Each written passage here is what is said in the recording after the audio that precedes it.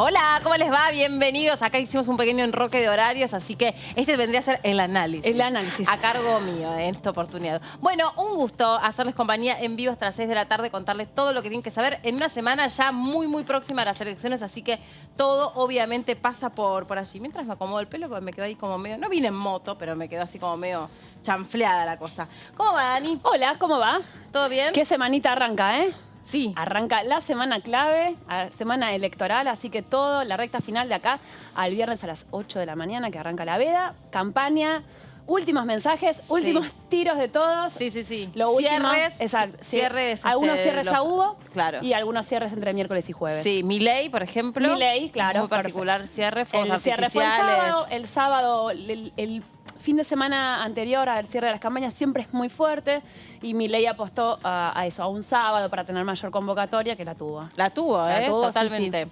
Bueno, ahora vamos a estar analizando todo eso y tenemos más novedades, por supuesto, de actividades aquí en el Congreso, pero saludo a David. ¿Cómo andas, David? Bien, ¿cómo les va? ¿Todo bien? Bien, estaba mirando, no puedo opinar mucho de los peinados de los demás, porque no sería el más indicado. Pero opinar, podemos opinar todo. No, sí, lo de las campañas, el jueves va a ser un día movido. Y se va a medir todo el jueves, se va a medir el rating, la cantidad de gente, qué canal lo cubre, todo. ¿Por qué? Porque el cierre de campaña de Santilli y Manes se hace el jueves en La Plata y el cierre del Frente de Todos, de la totalidad de los candidatos del Frente de Todos, de Capital y la provincia de Buenos Aires, se hace también el mismo jueves a la tarde. ¿Pero le convenía, por ejemplo, a un personaje como Milei separarse tanto del resto de los cierres de campaña? ¿Qué piensan ustedes? Bueno, porque no, es como, es que ese día es un día fuerte, es un día de actos más tradicionales. Él como que se quiso mostrar, me da la sensación, se quiso mostrar con la onda que venía manejándose, tuvo su atención, nosotros analizamos, es muy fin, tuvo atención en el diario del domingo, claro, que es algo que se valora mucho también y que después en la semana se pierde. Son prácticas periodísticas que ya no van tanto, pero se sigue mirando eso. Sí. Sí, teniendo en cuenta que... si tiene que competir él por la tapa de los diarios contra el Frente de Todos o contra Juntos por el Cambio, y en general pierde. Entonces el sábado él tuvo su momento, el domingo tuvo su momento, y también lo que hizo fue mantener el armado que hizo para las PASO. También cerró una semana antes en el Parque Lezama, un discurso muy similar al que tuvo para las PASO, así esa cosa bastante fervorosa con la gente, con las mismas canciones, a pesar de que había tenido discusiones respecto de si las podía usar o no las podía usar.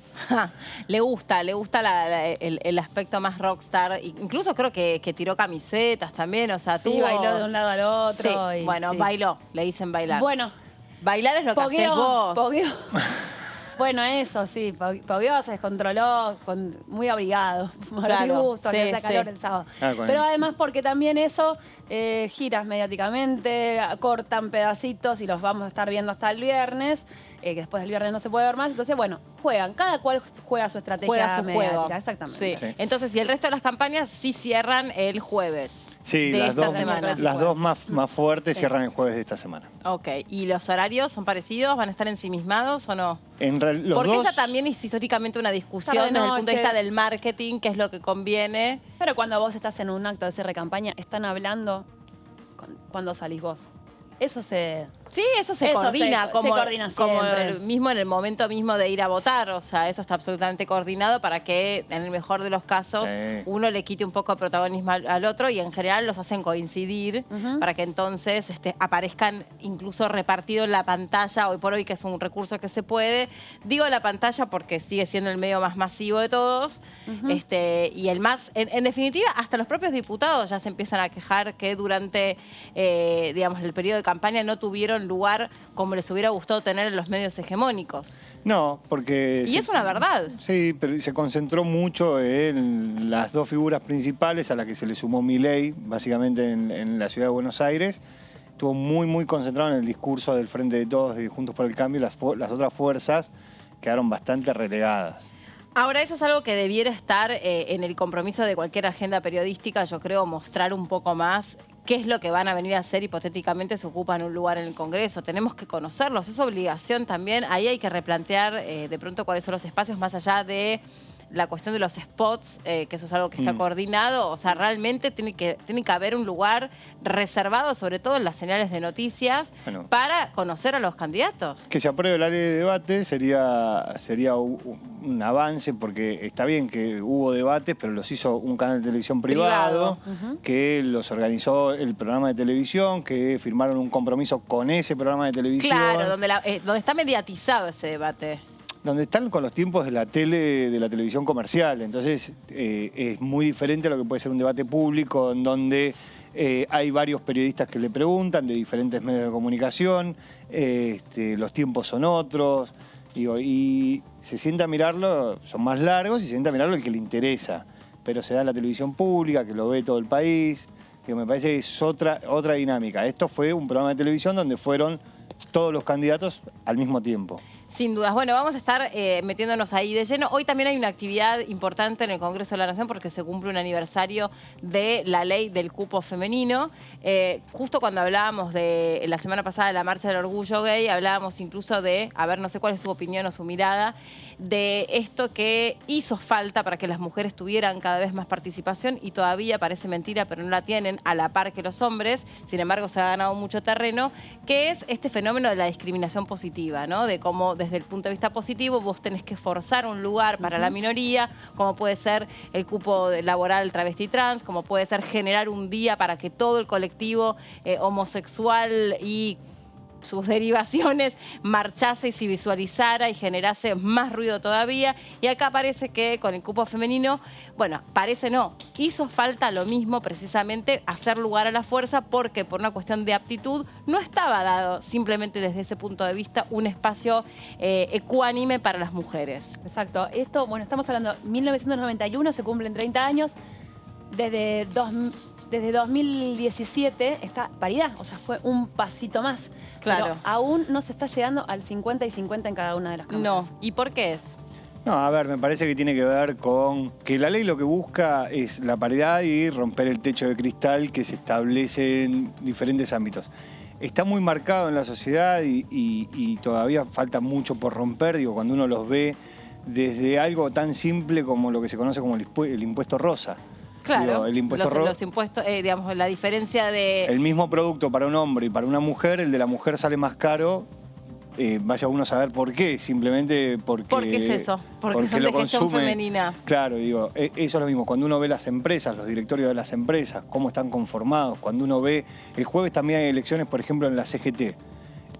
No hay representación femenina, salvo en los gremios a donde hay mayor cantidad de mujeres. Claro, pero igual de todas formas, cuando uno ve la cúpula de la CGT, son todos hombres. Y cuando uno ve las reuniones con los empresarios, por ejemplo, hoy se firmó el acuerdo con los laboratorios para el congelamiento de precios desde el 1 de noviembre hasta el 7 de enero. Cuando uno ve la mesa que firma, son todos hombres.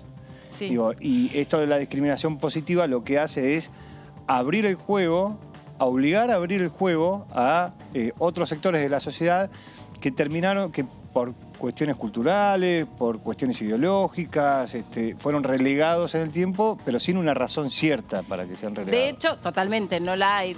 Sin ir tan lejos, a nivel periodístico venía pasando lo mismo. Era muy difícil que las mujeres tuviésemos igual participación para hacer periodismo de análisis, periodismo político, periodismo económico, periodismo policial. Sí. Son todos aspectos del periodismo, pues periodistas somos todos, pero que estaban relegados a los hombres. El periodismo deportivo, que ahora hay muchas mujeres que cada vez están más presentes en el periodismo deportivo, que era una actividad casi exclusiva de hombres o de varones.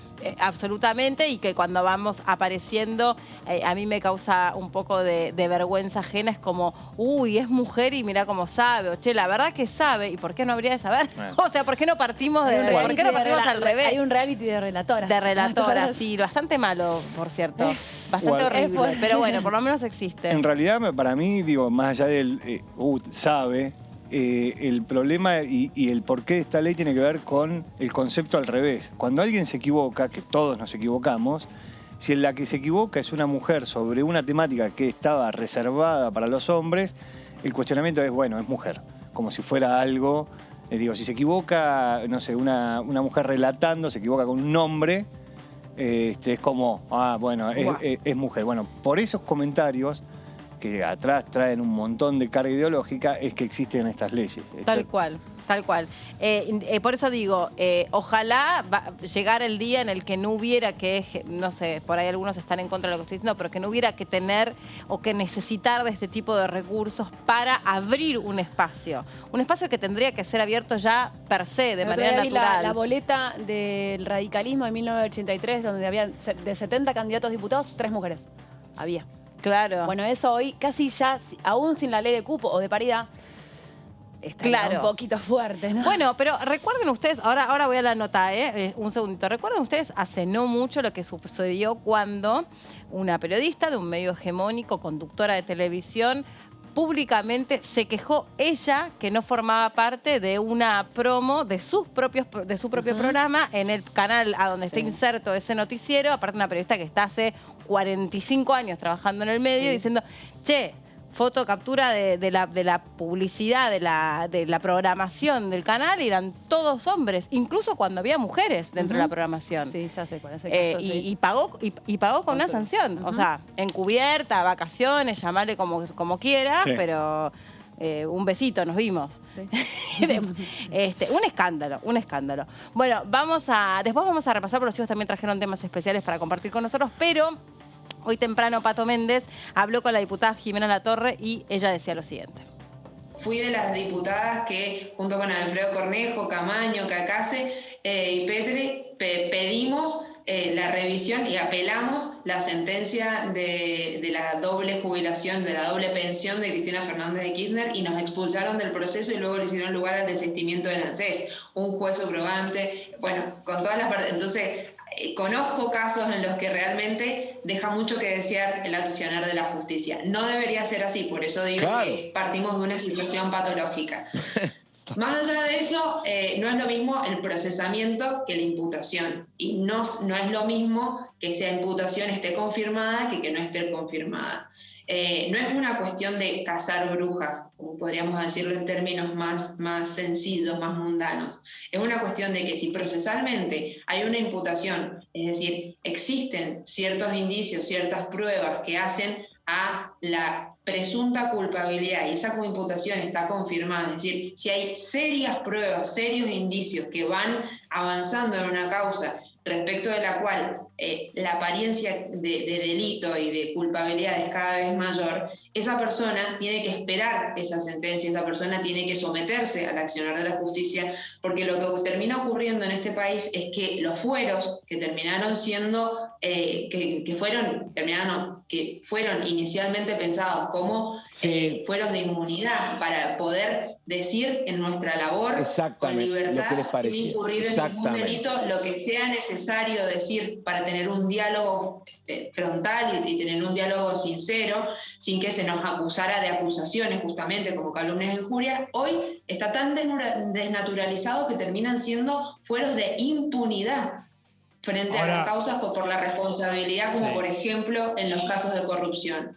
Entonces, si nosotros tomáramos políticas de Estado paralelas en las cuales la justicia funcionara mejor, más eficientemente y de cara a la sociedad, no de cara a la política. Y por otro lado, los políticos se sometieran al accionar de la justicia y realmente se cuidaran de estar implicados, no solo ser culpables, de estar implicados en cualquier causa que los pudiese tachar, bueno, otra sería la calidad de la discusión política que tendríamos en la Argentina. Bueno, y ya estamos aquí en el piso con el flamante diputado Gustavo López, que nos acompaña para poder charlar y para poder sumarse a la pantalla de TV. Un placer saludarlo. ¿Cómo le va? Bien, bien. Gracias por la invitación. Muy bien, por suerte. Bueno, gracias por venir a los estudios. Valoramos un montón. De épocas de virtualidad, las entrevistas cara a cara se valoran muchísimo. Bueno, se viene una semana un poquito intensa, sumada a otras, me imagino, pero esta particularmente ya más pegadita a la fecha de las elecciones. A nivel, digamos, partido, adentro del partido, cómo lo están viviendo y cómo están ustedes anticipando qué es lo que puede llegar a pasar el domingo en las elecciones. A ver, nosotros estamos poniendo todo el esfuerzo para levantar el resultado adverso que tuvimos el 12 de septiembre y dar vuelta a la elección. Bueno, ha tocado una situación pandémica que ha afectado a todos los gobiernos del mundo. Digo, Biden gana una elección porque la pandemia afecta a Trump y 4 meses después Biden pierde una elección en Virginia porque lo afecta la situación de gobernar. Nosotros tomamos un país en diciembre del 2019 inviable. Digo, este es un dato de la realidad y yo creo que objetivo. Con más del 45% de pobreza, con hambre urgente que había que resolver, con un problema de deuda que hacía impagable e inviable a la Argentina y que había que resolver, y además nosotros nos proponíamos modificar la matriz económica de la Argentina, volver a la producción y dejar de lado la especulación. Se atacaron los 3 frentes al mismo tiempo, se sancionó la tarjeta alimentar, 4 millones de personas reciben la tarjeta alimentar, reciben sus alimentos por esa tarjeta o el dinero para comprar los alimentos por esa tarjeta. Se comenzó con la renegociación de la deuda, primero con los privados, un ahorro de casi 38.000 millones de dólares, de los casi 110.000 que el país tuvo que negociar entre privados, y comenzó la negociación con el fondo. Y cuando íbamos por las terceras medidas que tenían que ver con el cambio de rumbo económico, vino la pandemia, y que hizo que durante 1 año y medio solo estuviéramos atendiendo esa emergencia. Entonces, las consecuencias directas de la pandemia en el resultado electoral tienen que ver, bueno, con estar 1 año y medio encerrados. Digo, fue una decisión política cuidar la salud, y además no se podía especular y no había experiencia. Digo, nosotros la única experiencia que teníamos era lo que estaba pasando en el mundo 4 meses antes. Digo, el hemisferio norte se contagió 4 meses antes que nosotros y veíamos que en los primeros 3 meses tenían un promedio de 50.000 muertos cada uno de esos países. Sí. Acá no ocurrió. Vino después la ola de fallecimientos y duró 1 año y medio. Entonces creo que los efectos de la pandemia en términos de salud, más allá de que yo creo que la campaña de vacunación fue muy buena y lo sigue siendo, pero hay casi 120.000 muertos. Y los efectos económicos, producto de la pandemia, se reflejaron en la elección. Lo que estamos viendo es, bueno, nosotros tenemos 2 años por delante para poner a la Argentina de pie y hacer todas las cosas que dijimos que íbamos a hacer y que, bueno, que tuvimos que ir frenándolas. Bueno, ¿alguno va a querer empezar? No, Bueno, es que hay 2 horas de programa. No sé si es bueno o malo, no, el escenario, no. Me quedé pensando un poco en este lugar que tenés ahora como este mes de diputado nacional, pero en el trabajo que vos venías realizando hasta ahora y cómo sigue tu trabajo después de diciembre, si tenés licencia en el cargo o cómo está esa situación. Sí. Él, vamos a recordar, reemplaza a Gabriela Cerruti, que ahora tiene un cargo, ¿no? En el Ejecutivo. Y bueno, por el reemplazo estás acá. Y está de licencia en la ENACOM. Estoy de licencia hasta el 9 de diciembre inclusive. Eso también fue una decisión del presidente que me alegró porque, bueno, confía en mi trabajo y la licencia fue por decreto, es decir, el mismo decreto que te nombra o que te saca, bueno, en este caso optó por una licencia porque para mí es un honor. Yo tengo 64 años de edad y comencé a militar a los 16 años. Así que, y cuando uno militaba a los 16 años quería cambiar el mundo y nunca me imaginé que podía ocupar un lugar de representación. Así que después de casi 50 años de militancia, ocupar un lugar de representación es un alto honor. Pero ocupaste distintos, yo me subo a la tuteada de Dani, ocupaste distintos cargos dentro de los distintos gobiernos kirchneristas. Sí, a ver, fui ministro de Cultura de la Ciudad de Buenos Aires en la época de Aníbal Ibarra, fui subsecretario general de la Presidencia con Cristina, en el final del mandato de Néstor Kirchner fui presidente del Sistema Nacional de Medios Públicos, en el gobierno de Alfonsín fui director en el Ministerio de Economía y nos conocimos con Alberto Fernández. Él, siendo peronista, era director de sumarios y pasaba a otro cargo y yo lo reemplacé como director de sumarios en el Ministerio de Economía en el año 1988. O sea, que empezaste con la economía y más bien te vinculaste con la cultura. Pero es que en realidad por el lado del derecho, porque digo, en la economía, pero era director de los que hacíamos los sumarios jurídicos. Pero sí, en el año 87 comencé, yo soy abogado, comencé como columnista en un programa de radio y bueno. Entonces, ¿cuánto hace que conoces a Alberto Fernández? Desde el 88. Claro. soy abogado, no me hagan sacar cuentas porque me pierdo. No, está bien. Y después, bueno, con una trayectoria en la política en la Ciudad de Buenos Aires, al igual que el presidente. Sí. Sí, y además, bueno, mantuvimos mucho contacto durante el gobierno de Ibarra, es decir, cuando Néstor Kirchner era presidente, teníamos amigos en común en el gobierno de la ciudad o en la política de la ciudad. Él era un hombre de la política de la ciudad del peronismo, yo era un hombre de la política de la ciudad del radicalismo. Digo, bueno, hoy, a partir del 2003, bueno, nos unió la convocatoria de Néstor Kirchner. Él estaba ya trabajando del 2002 con Néstor Kirchner. Él trabajó en la campaña. Ahora, respecto de esto, digo, usted dice, bueno, vamos a tratar de acortar la diferencia. Al peronismo históricamente en la ciudad no le fue bien, por lo menos de la vuelta a la democracia para acá. Y desde que gobierna el PRO y después Cambiemos y Juntos por el Cambio, no le va bien. Digo, ¿cuál es la expectativa? ¿25-66 sacaron en las PASO? Aproximadamente. Sí. Creo que no, que 24-66, casi 25. Claro. No, la expectativa es poder superar ese rango y si pueden ingresar 4 diputados nacionales por la ciudad de Buenos Aires.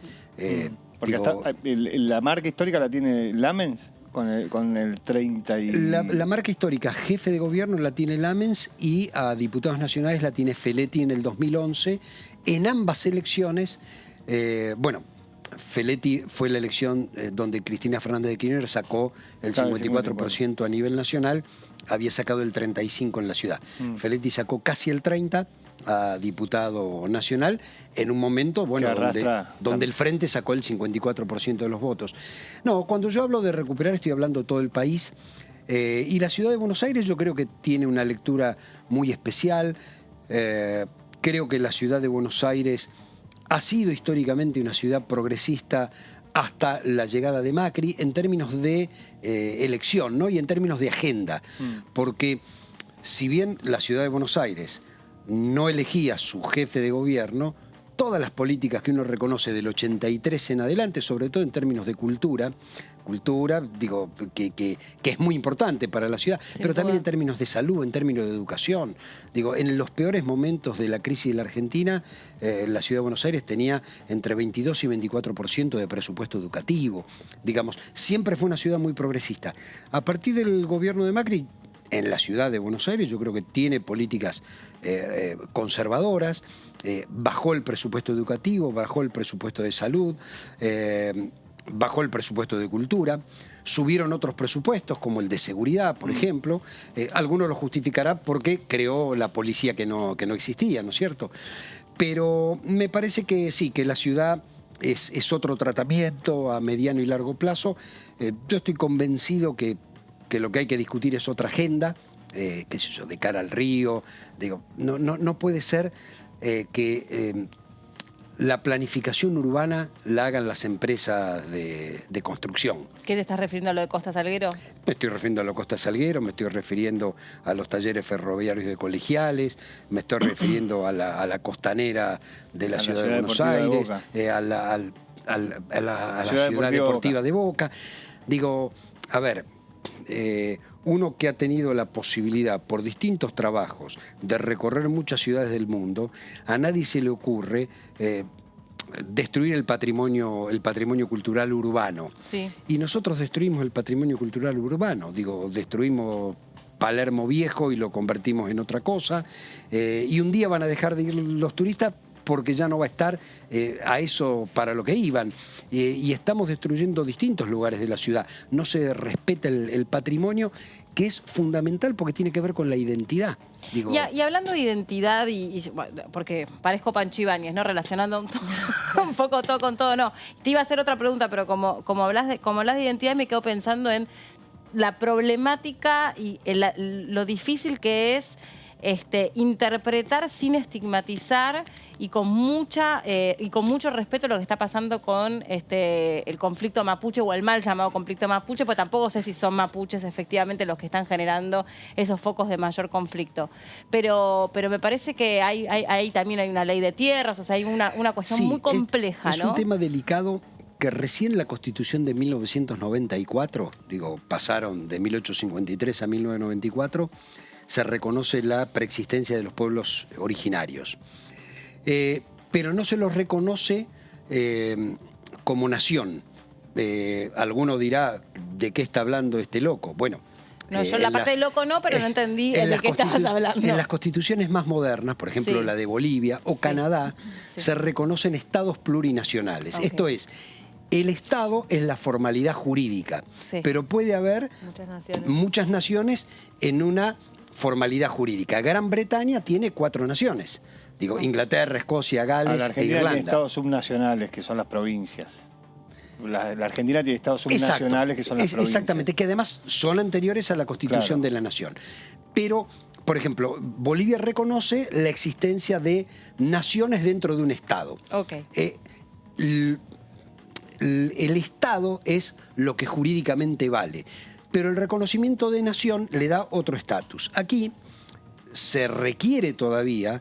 estamos atrasados como democracia, a partir del 94, en el registro de tierras y además el reconocimiento que se hace es un reconocimiento que para mí quedó corto desde mi humilde punto de vista, porque al no reconocérselo como naciones preexistentes y sí como comunidades, tenés que armar una asociación civil para que te reconozcan. Es decir, tenés que crear una figura jurídica para que te reconozcan los derechos a la tenencia de la tierra. Esto es en general. Yo creo que la cuestión que está sucediendo en el sur es muy particular. Nuestro pequeño conflicto es muy distinto al chileno, muy distinto al chileno, y yo creo que lo que hay que buscar son soluciones puntuales y soluciones reales y que tienen que dialogar todas las partes. Digo, nadie puede ni prenderle fuego a algo, ni que la gente viva en la miseria. Entonces, yo creo que hay que buscar ese tipo de soluciones y también es un reconocimiento histórico que el Estado argentino como Estado debe terminar de hacer. Y aparte siempre termina viendo, creo que como una mirada demasiado sesgada, ¿no? Sobre esa cuestión, siempre a la distancia, siempre una mirada muy blanca sobre esos conflictos y sobre esas necesidades en definitiva, pero básicamente hay un montón de... El otro día lo repasábamos con Amanda, una compañera nuestra que seguro la conoces, hay muchas comunidades que no han sido ni siquiera censadas o porque no lo aceptan o por distintas complicaciones incluso donde están asentadas, o sea, es compleja la cuestión. Y en algunos casos, vuelvo a repetir, porque requieren de una forma jurídica que el propio Estado les exige, que es asociativa. Pero bueno, hay países que han avanzado mucho en ese sentido y yo destaco lo de Bolivia, porque Bolivia tiene... un doble reconocimiento judicial. Digo, hay una justicia blanca europea y hay una justicia aborigen, indígena o como la quieras llamar, que es diferente. Fíjate vos que nosotros nos regimos por el derecho civil del Código Romano, que tiene 3.000 años y que reconoce la propiedad privada, pero los pueblos americanos tenían propiedad comunitaria. Entonces, fue una pisada cultural del europeo sobre el americano que le impuso la religión, el idioma, el derecho. Bueno, todos los países de América van reconociendo eso. A mí me tocó, siendo secretario de Cultura de la Ciudad de Buenos Aires, estar en Canadá con una beca, donde el primer ministro, en ese momento Canadá estaba reconociendo a los pueblos originarios y pidiendo disculpas por lo que había hecho Canadá con los pueblos originarios. Bueno, en Australia también se arrasó por completo una generación, de hecho creo que se llama la generación robada, toda la generación aborigen había un australiana, concepto tremendo. Civilizatorio, entre comillas, que hoy uno no comparte. Y era el concepto de civilización y barbarie de hace 150 años. Sí, tal cual. Pero bueno, son temas aún pendientes, pero que hay que resolver. Sí o sí hay que resolver. Gustavo, recién estábamos haciendo un primer balance de lo que fue la campaña y estábamos debatiendo si hubo pocas propuestas, si hubo propuestas y los medios no lo difundieron como corresponde, o si es también por ahí que al electorado le cuesta o le resulta demasiado tantas propuestas duras, o el Congreso. ¿Cómo lo viste vos?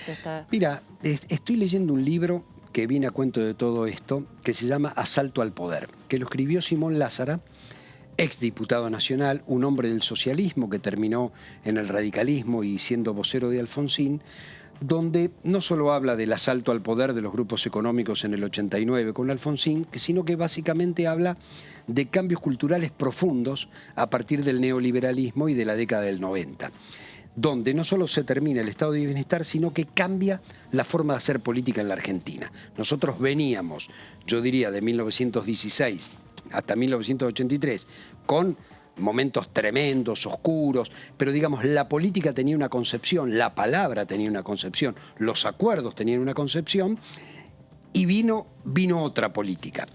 En esa otra política, si bien yo reivindico y mucho a los gobiernos de Néstor y Cristina, porque vuelven a determinadas tradiciones políticas que se habían perdido, no es menos cierto que la sociedad tiene hoy otros conceptos. Y tiene otros conceptos y los medios juegan un rol fundamental en esos otros conceptos. Vos preguntás, ¿hay debate? ¿Qué lugar de debate público en los medios de comunicación hoy te permite un debate profundo? Yo voy a algunos programas donde a los 30 segundos de estar hablando le dan la palabra a otro porque el minuto a minuto exige que todos nos peleemos con todos. Entonces, yo que soy muy refractario de las ideas de Milei o de Esper, a mí me parecen tremendas, horrorosas, tienen derecho a pensar lo que piensan, aclaro.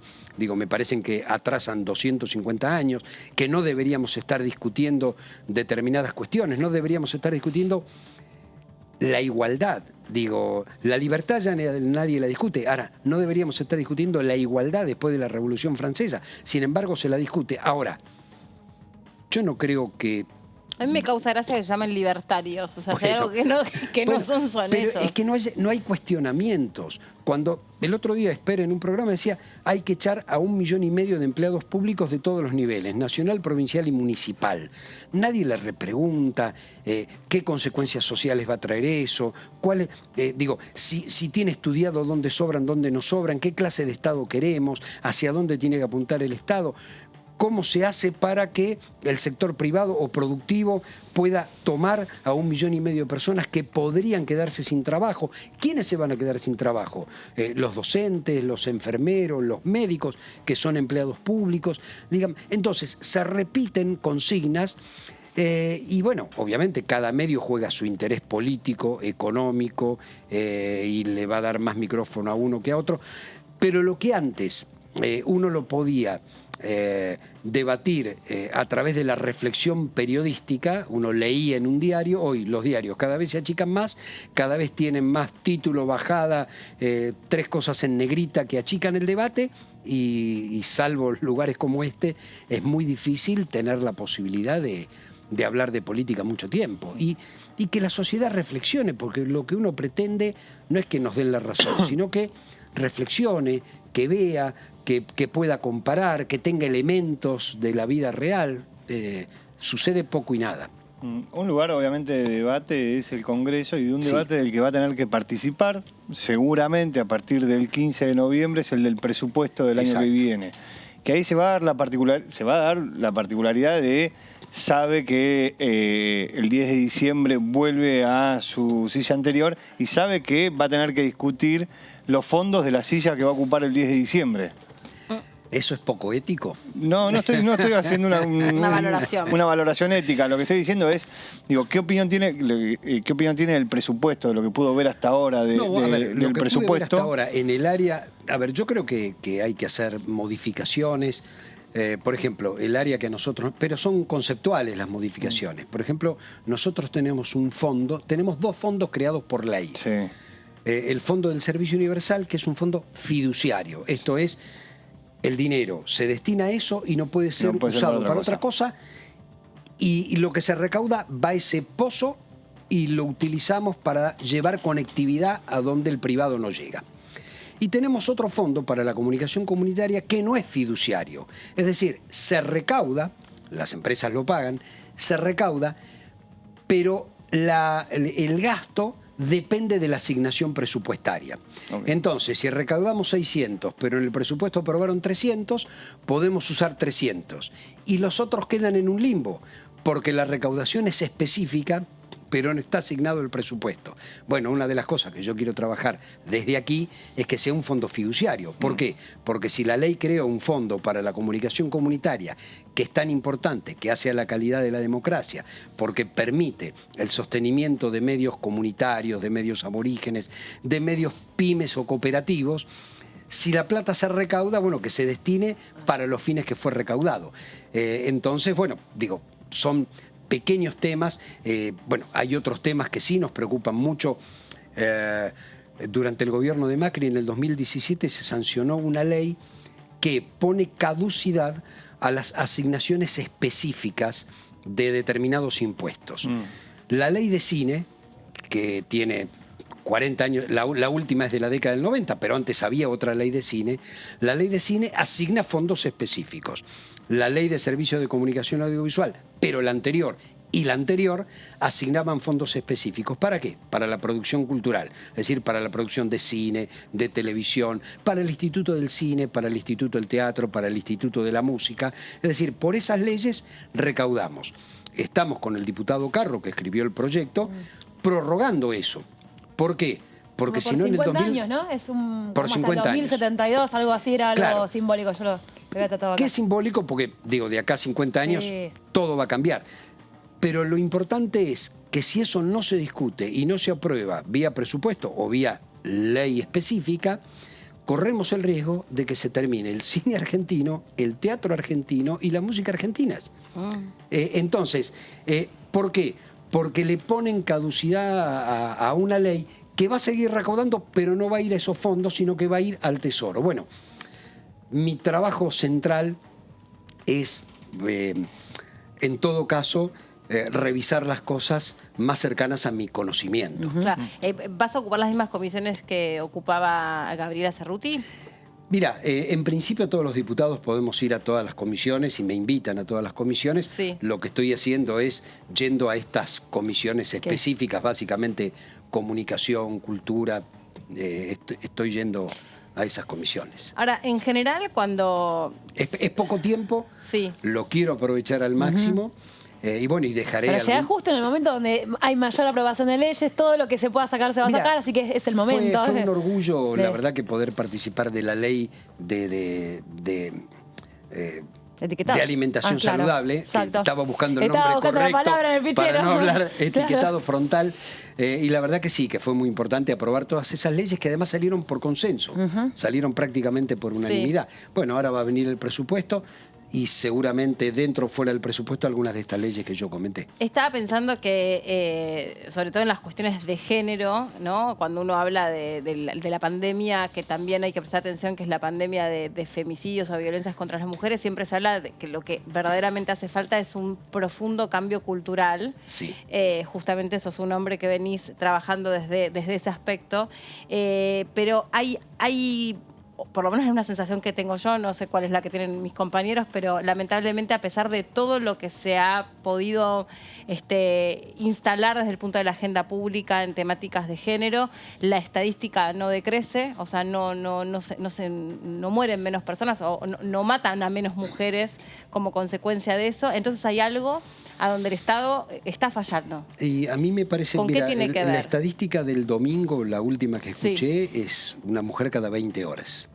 Sí, puede ser más o menos... Una mujer por día. Una mujer por día.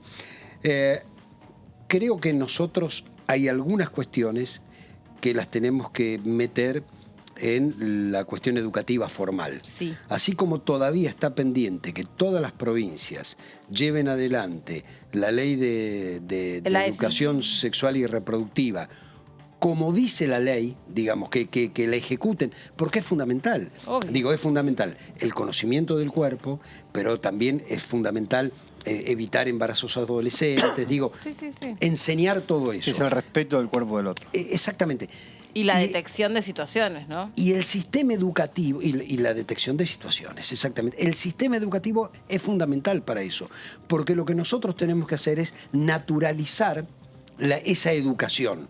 ¿Para qué? Bueno, para empoderar de derechos, y en este caso, yo creo que una de las cuestiones fundamentales, digo, de la ley Micaela, que se da a los empleados judiciales, a los empleados públicos, yo creo que hay que que tiene que estar en todo el sistema educativo, desde el jardín de infantes hasta la universidad, porque tiene que ver con un cambio cultural. Digo, los cambios culturales que llevan mucho tiempo, y el sistema educativo no es el único factor, pero es un factor fundamental, debe imbuirse absolutamente de eso. Sí, también tengo, de nuevo, esto es una opinión personal, nadie me las pide, pero yo las doy. Toda la cuestión de la ley Micaela creo que también es como si nos sintiésemos en algún punto, yo escucho mucho esto, no, pues estamos haciendo la ley Micaela, y no alcanza, no es suficiente. No. Incluso los contenidos que se vuelcan en una capacitación o funcionarios que solamente una vez tienen un Zoom, no lo desmerezco para nada, no lo subestimo para nada, porque antes que nada está muy bien,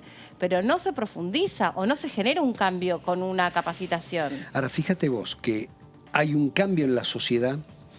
Ese cambio en la sociedad no se refleja en todas las instancias institucionales. Cuando los jóvenes salieron a la calle con el pañuelo verde y el sub-20 o el sub-18 o el sub-15 salió a la calle, bueno, yo creo que ese movimiento feminista fue lo más importante que ocurrió en los últimos 5 años en la vida política argentina. Sin duda. Y que permitió cambios legislativos. Fue el más rupturista de todos. Exactamente. Ahora, creo que lo que tenemos que hacer es, hay cosas que, modificaste las leyes, pero ahora hay que modificar las conductas. ¿Por qué? Porque se sigue matando mujeres. O sea que la modificación desde el punto de vista normativo no va por carácter transitivo o no alcanza a generar un cambio de conducta a nivel social. Hay muchas teorías en el derecho. Una teoría cree que sí, que lo hace. Por ese ejemplo, criterio, la baja de la imputabilidad de los menores. Pero con ese criterio tenemos el Código Penal, nadie robaría. Ahora, tenés el Código Penal e igual se roba, es que no alcanza con el Código Penal. Pero el Código Penal sanciona algo que ya sucedió, no lo previene. Exacto. Y entonces, lo que lo previene es la educación, la economía...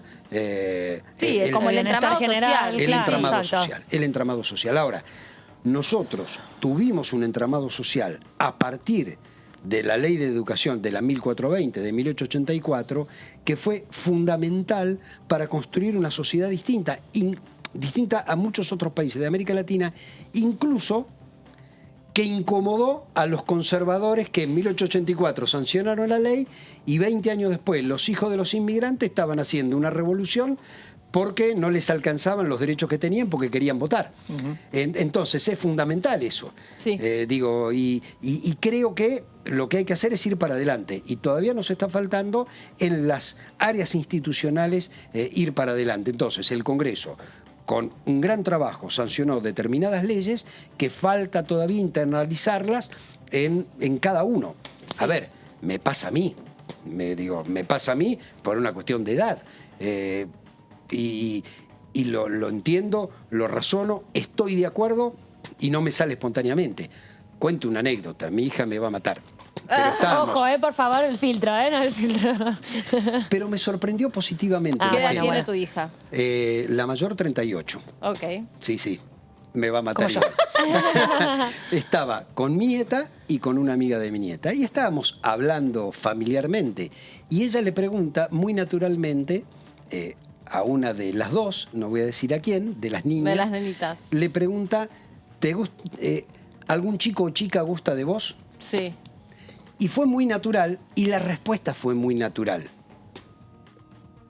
Y a mí se me prendió la lucecita amarilla, porque yo hubiera preguntado... ¿Algún chico? Exactamente. Ahora, para internalizar esa pregunta... tenés que tener un ejercicio bárbaro. Totalmente. Entonces, y esto te lo dan muchas cosas, te lo da la cuestión social, la realidad social, tu ideología, pero también te lo da internalizar esto en el sistema educativo es fundamental. ¿Por qué? Porque ya no le debería sorprender a nadie y esto debería ser moneda corriente.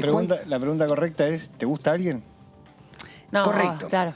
No, al revés era si alguien gustaba. Alguien gusta. Pero está bien, pero la posibilidad de la respuesta y romper...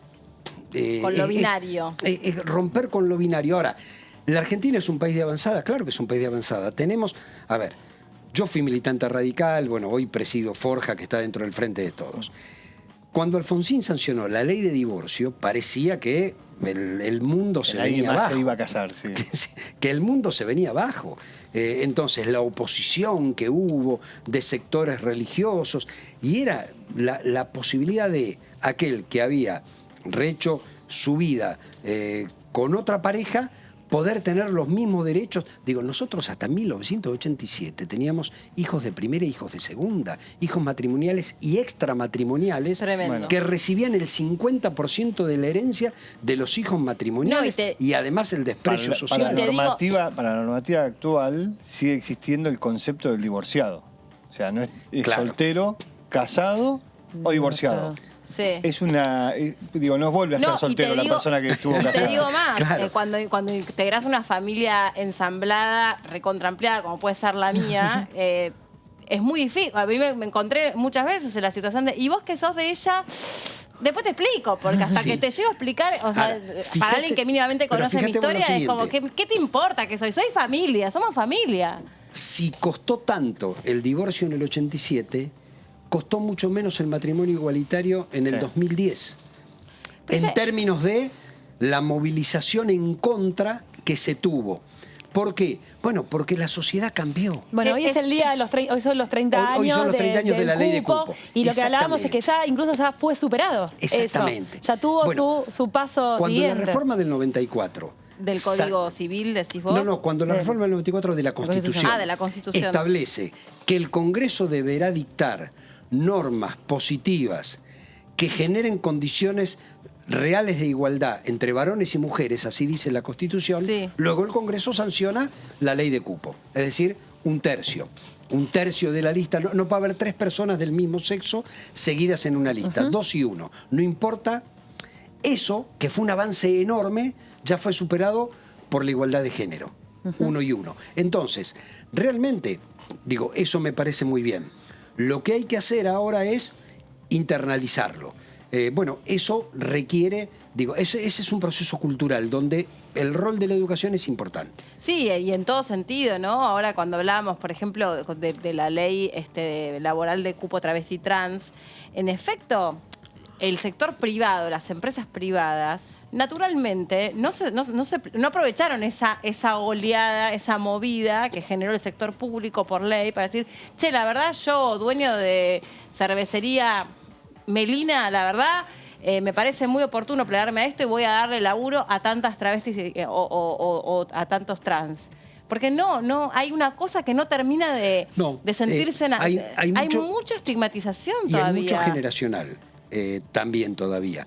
Pero, a ver, creo que hemos dado pasos agigantados hacia adelante y que todavía se podría hacer mucho más, se debería hacer mucho más, y vuelvo a insistir, el sistema educativo debería incorporar esto para, así como los enseñan parece que en Belgrano lo que vos decís bandera. Generacional, mira, por ahí en la anécdota que vos contás con tu hija, te quedaste en silencio. Y en otro momento hubieras acotado algo en contra o de la vieja escuela. Por lo menos, hacerte pensar y decir, no está tan mal. Y las generaciones se van adaptando hasta donde llegan. Está tan mal, está bárbaro. No, para lo que a mí no para se me hubiera ocurrido. Tu pensamiento previo de hace 30 años, por ejemplo. Claro, sí. Ir avanzando. Estoy de acuerdo. Fui a las marchas y no se me hubiera ocurrido preguntar de esa manera. Por una cuestión de igual viste que ahora cultural. Perdón que te interrumpí, con la marcha del orgullo también mucha gente, escuché mucho el comentario, ay, estaba tal, ¿qué es gay? ¿Viste que esa cosa que qué le importa a la gente? Pero se avanzó mucho y faltan muchas cosas por hacer. Pero sí tenemos un país que debemos reconocer que ha agrandado los derechos ciudadanos con la ley de matrimonio igualitario, con la ley de identidad de género, con la ley de igualdad de género en las listas políticas y partidarias. Hay provincias que todavía no lo sancionaron. Y el sindicalismo, que ahora tiene la elección del jueves, también está... ¿Qué tema, no? ¿Qué tema? No está tan bien, ¿no? No, cero. Cero. Pero porque es una estructura, con todo el respeto del mundo lo digo, porque en realidad... El sindicato es la herramienta de defensa que tienen los trabajadores para su derecho, pero todavía tiene una estructura antigua porque Hoy tenemos la misma o más cantidad de mujeres trabajadoras que de hombres trabajadores, y sin embargo eso no se refleja porque, bueno, es una sociedad machista en definitiva. Gracias por haber venido. No, gracias a ustedes. La verdad que fue muy diversa la conversación. Bueno, es la idea. No, pero está muy bien porque es el intercambio de opiniones. Bueno, muchas gracias. Gracias de verdad, a ustedes. Insisto, valoramos un montón que nos visiten. A ver, y que prendan el aire acondicionado también. Y que la gente vote. Se cumplieron 38 años de la recuperación de la democracia y yo voté por primera vez a los 26 años. Y no que no quería votar, digo, no podía votar. Entonces digo, valoremos la herramienta que significa el voto como condición de ciudadanía. Es cierto, y a eso tenemos que apuntar todos. Gracias, a ustedes, Gustavo, por haber venido. Nos está llamando Sofi. Ay, me ven que me acomodé, ¿visto? Lo hice perfectamente. Sofi, ¿dónde estás? Buenas tardes, bienvenida.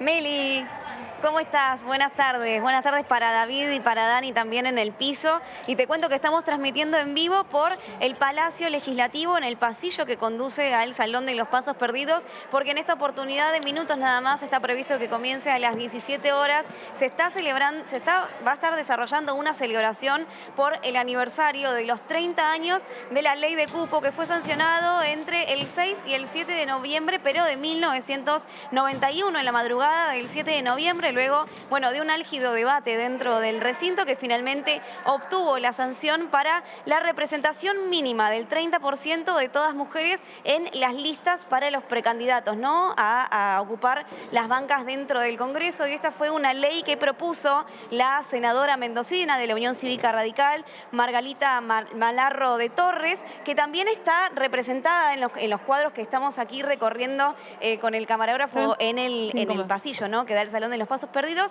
que hay muchísima convocatoria, ya están todos dispuestos para que comience en minutos nada más esta celebración que va a contar en principio con una actuación sorpresa y muy emotiva para todos y todas las que van a estar aquí presentes recibiendo al final de la obra una distinción, que son muchas senadoras y también diputadas que estuvieron presentes en esta sanción tan importante que fue la primera a nivel mundial, la sanción de la ley de cupos o ley de cuotas 24.012, que recordamos se sancionó a las 6 de la mañana del 7 de noviembre de 1991, y ya estuvimos charlando con algunas senadoras que estuvieron presentes en ese entonces. Aquí en los cuadros veían, por ejemplo, a Marcela Durrié, que es una legisladora nacional del Partido Justicialista, que es la madre de Malena Galmarini, quien también va a estar presente en la celebración del día de hoy. También veíamos, bueno, a Virginia Frangalo, a Ulich y además personalidades muy importantes y muy influyentes que estuvieron participando de esta lucha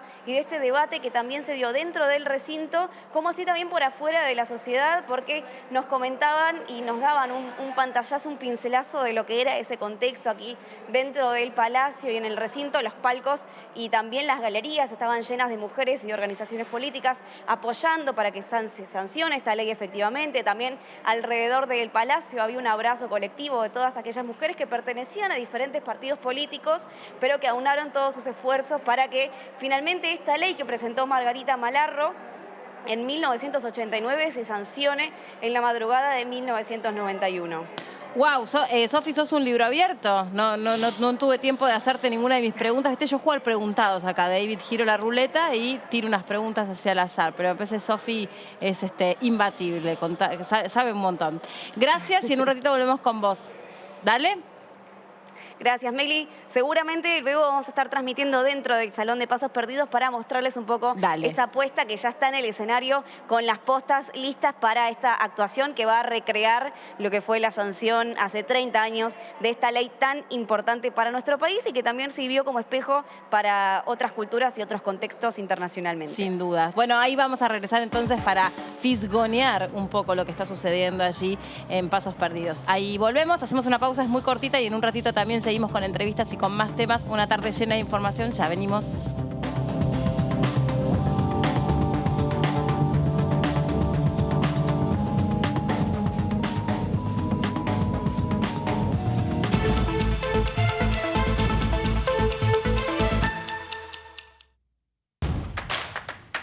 Información.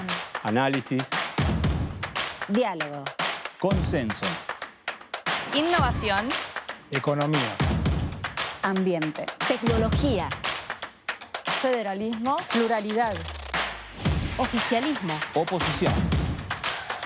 Todo lo que sucede en el Congreso. Te lo contamos nosotros. Porque somos tu voz en el Congreso. DTV, el periodismo en el Congreso. Avanza la danza que entreteje tus sueños y los míos y los de tanta gente, los que dieron su vida pero aún están presentes, y los que aquí seguimos con uñas y con dientes.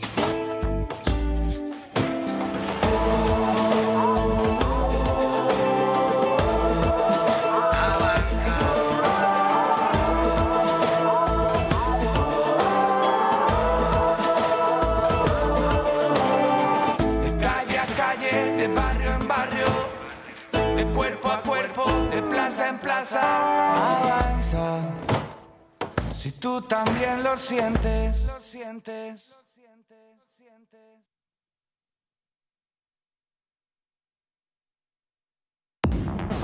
Bienvenidas y bienvenidos a Punto Género. Pensar esta situación de vivir este momento tan hermoso después de haber luchado la ley de identidad de género. ¿Qué es lo que nos está pasando con la niñez? ¿Qué lugar le damos? Si escuchamos realmente lo que las niñeces nos están diciendo.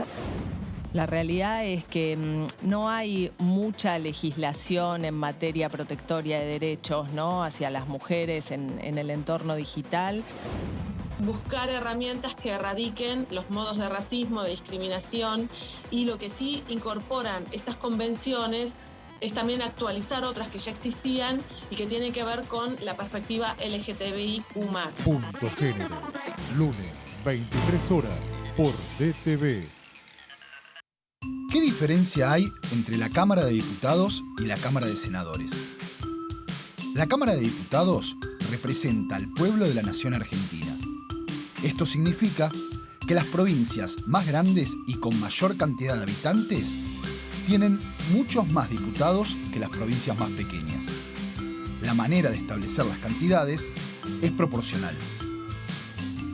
La Cámara de Senadores representa a las provincias. Cada provincia envía 3 senadores al Congreso Nacional. El total de senadores es 72, dado que las provincias argentinas son 24.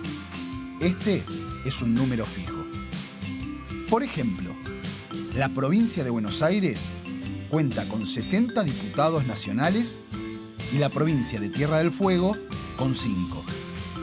Pero tanto la provincia de Buenos Aires como la de Tierra del Fuego cuentan con 3 representantes cada una en el Senado de la Nación. Cada 2 años, el Congreso Nacional renueva la mitad de sus diputados y 1/3 de sus senadores nacionales. El mandato de los senadores es de 6 años, mientras que el de los diputados es más breve, dura solamente 4 años.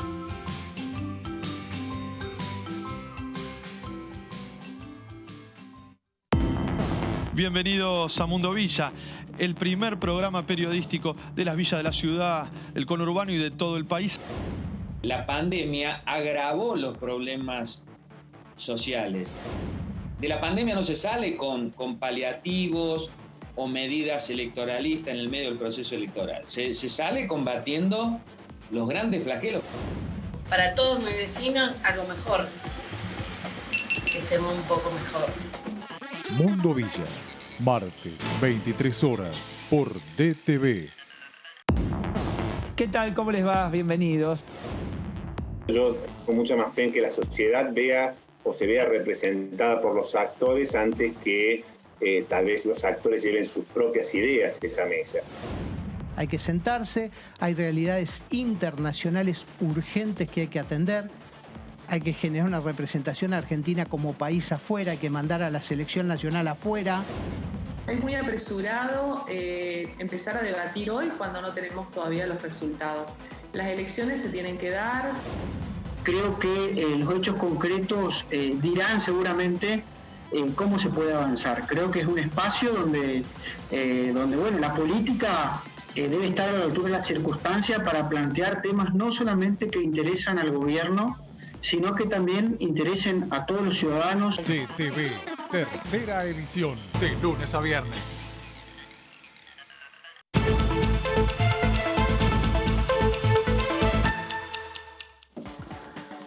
Acá estamos de regreso después de la pausa, ya un poquito más refrescados, ¿no? Sí, parece que se aprobó la ley para prender el aire acondicionado. Yo estoy convencido que el creador del aire acondicionado tiene que ser candidateado al Premio Nobel de la Paz. Sí. Más que el señor ese, el que lo opera, el que lo enciende y lo apaga. Sí. A los le podemos dar una lapegos. medalla todos los meses si quieren. No, pero... porque viste que es nada más variable que la temperatura. Pero bueno, ya nos sentíamos que estábamos en una pileta de natación. Pero bueno, ya estamos ventilándonos un poco. Vamos a la provincia de Entre Ríos. No debe hacer precisamente frío la provincia de Entre Ríos. ¿Vamos?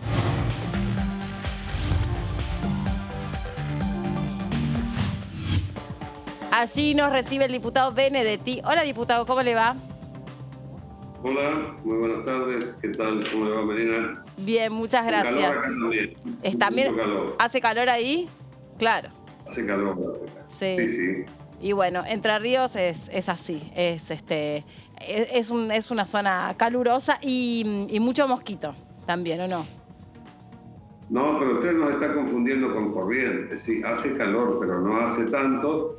Y lo de los mosquitos, bueno, en algunas épocas. Por suerte este año ahora no tenemos mosquito todavía. Perfecto, muy bien. Una buena. Diputado, ¿qué cree que va a suceder o cuándo va a empezar la discusión sobre el presupuesto? Bueno, tenemos esa ansiedad de saber cuándo el gobierno va a asistir con sus funcionarios para dar algunas explicaciones. Lo que tenemos hasta ahora es solamente el borrador, no el borrador, la presentación, no es un borrador. Sí. No es un borrador. Es la presentación que se hizo en tiempo y forma. Y la novedad que tenemos es que la oficina del Congreso nos ha suministrado a los distintos diputados, bueno, su análisis sobre esos datos. Ahora, esos datos, para mí, cada día que pasa, tienen menos que ver con la realidad.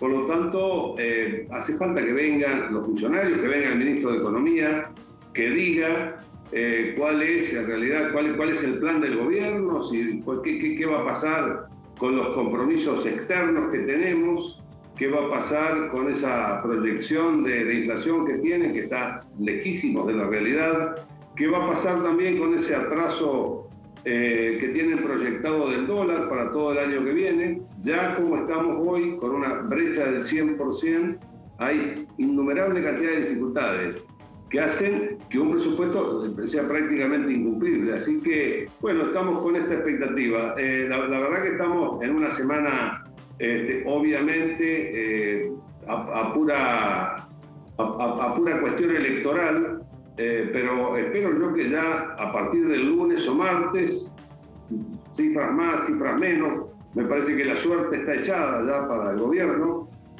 por más que han intentado cambiar el humor social, bueno, en mi opinión es que no va a haber grandes sorpresas, o en todo caso de las que espera el gobierno a favor, y por lo tanto hay que abordar un presupuesto que sea más realista y una idea hacia dónde vamos a ir. Primero, para que a través de lo que significa el presupuesto, la economía pueda tomar algún cauce relativamente normal. En las condiciones como estamos ahora, con una brecha del 100%, con una inflación del 3,5%, bueno, hay muchos problemas por delante. ¿Qué tal, diputado? Buenas tardes. Daniela Mosetic lo saluda. Estaba pensando si fue un fallido o si es realmente lo que es que el presupuesto y que es un borrador, ¿no? Porque ese proyecto claramente no va a ser el que van a tratar y ya se anticipan cambios aún antes del debate. Entonces, ¿qué texto es el que se va a definir y hacia dónde ustedes orientarían las modificaciones?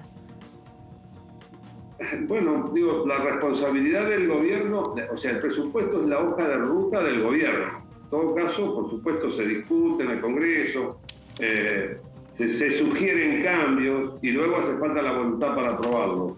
¿Qué modificaríamos? La verdad que creo que en primer lugar un presupuesto más realista, un presupuesto donde también no se atrasen variables, como es el tipo de cambio, porque fíjese, le voy a contar un detalle de una ciudad pequeña como la mía, donde nosotros tenemos algunos jóvenes que trabajan en la economía del conocimiento y trabajan para el exterior. ¿Y saben qué pasa? Tienen cuentas en el vecino país. Entonces, ¿por qué? Porque lo que ellos, un trabajo que vale $100, $100 acá son menos de 100 pesos. Lo cobran del otro lado del río y cuesta 200 pesos. O sea, se informaliza la economía con una distorsión tan grande. Entonces, bueno, o hay que buscar un acuerdo con el fondo para que ingresen más dólares, o hay que buscar alguna manera de que esa brecha pueda reducirse, porque la economía real es la que no funciona. Y además quiero decirles que prevé un crecimiento, el presupuesto, digamos, para este año que está por terminar, prevé crecimiento año contra año, ¿no? Del 8% y para el próximo de un 4%. Ahora, en esta situación están faltando insumos. En esta situación, por ejemplo, hay cada vez más faltante de elementos básicos para poder producir en la Argentina. Bueno, por eso digo, el gobierno tiene que sincerar variables para que a partir de ahí podamos tener algún elemento en que basarnos para poder dar una discusión más seria. Diputado, ¿cómo le va? Soy David Cayón. Una sola cosa, $100 no son 100 pesos, $1 son menos de 100 pesos, porque si no, pobre, el que está cambiando dólares lo está matando. Respecto de lo que usted decía del presupuesto y de las variables y de la relación con el Fondo Monetario Internacional, lo que se acuerde con el Fondo Monetario Internacional va a tener que pasar por el Congreso de la Nación y tiene que ser aprobado por el Congreso de la Nación según las nuevas leyes que han sido votadas. ¿Cómo se para la oposición frente a una negociación que lleva el Ejecutivo adelante de la forma de solucionar esa deuda? ¿Se acompaña, sea el acuerdo que logre el Ejecutivo? Porque es muy complicada para poder modificar un acuerdo entre el Ejecutivo y el Fondo Monetario Internacional desde el lugar del Congreso. David, mire, creo que hemos dado sobradas muestras durante este año y medio, casi 2 años ya, de acompañar todo lo que sea dar certidumbre y fundamentalmente que los compromisos internacionales que pueda tomar el país. Nosotros no hay ninguna duda que vamos a acompañar un acuerdo, pero le quiero decir algo más, porque parece que, mire, lo del acuerdo con el Fondo y con el Club de París es necesario aún si ese acuerdo significa una postergación de los servicios de intereses o una extensión del pago de la deuda. Normalizar las relaciones internacionales para que haya un flujo comercial y de otros organismos como el BID, etcétera, que puedan suministrarnos más dólares, porque así que no hay ninguna duda que nosotros vamos a acompañar cualquier acuerdo sensato. Y además, el gobierno está como entero, grita una cosa en un lado, parece que tuviera el nido en otro, porque vaya, dice que va a arreglar, viene acá, despotrica contra el fondo, mientras tanto crece la incertidumbre y cada vez estamos más paralizados. Digo, la economía real comienza a paralizarse cada vez más por falta de insumos, por esta dificultad que tenemos con las divisas. En el mundo sobran dólares y nosotros estamos con enormes problemas. Diputado, ¿qué le parece que va a empezar a suceder respecto de la aplicación de la ley del etiquetado? Porque mucho se habla justamente que existe, que ahora ya fue aprobada, que hay evidencia científica de sobra para decir que es efectiva, pero seguramente haya que esperar un buen tiempo hasta que empecemos a ver estas etiquetas en los supermercados, en las góndolas. Y llegado ese momento, en general, ¿le da la sensación que las empresas de alimentos van a hacer el esfuerzo por generar otro tipo de alimentos, otro tipo de productos que en definitiva marcaría el verdadero éxito de esta ley? ¿O le parece que esto no, por ahora, este segundo paso no está dado con la estructura con la que cuentan en general las empresas que elaboran alimentos? Melina, mire, por ahí voy a ser reiterativo porque en alguna oportunidad, en algún otro pasaje de ustedes, yo ya he expresado en este mismo sentido. O sea, yo creo que dimos un gran paso. Yo creo que dimos un gran paso. A mí me parece una ley muy necesaria. Yo estoy convencido que va a ser una ley efectiva, que va a ayudar, no va a resolver todo el problema de obesidad de la República Argentina, pero va a ayudar a una toma de conciencia distinta para una alimentación más equilibrada, que redundaría en una alimentación más saludable. Es decir, para una toma de conciencia. Yo estoy entusiasmadísimo con la ley, pero bueno, no tengo la ansiedad de que comience a verse la semana que viene.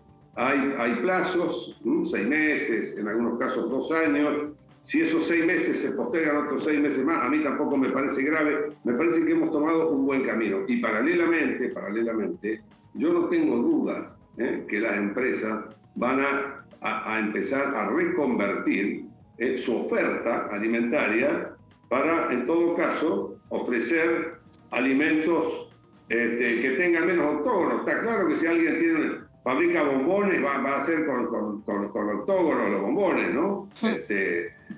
Pero de cualquier manera, porque esto tampoco significa la prohibición de determinado alimento, pero significa hacer una toma de conciencia para lo que yo estimo que va a redundar en una alimentación más equilibrada. Y aún alguien me decía por ahí, comer sano es caro. Sí, es cierto, pero también hay alternativas de equilibrio razonables para la canasta familiar. Está claro que también cuesta cambiar hábitos.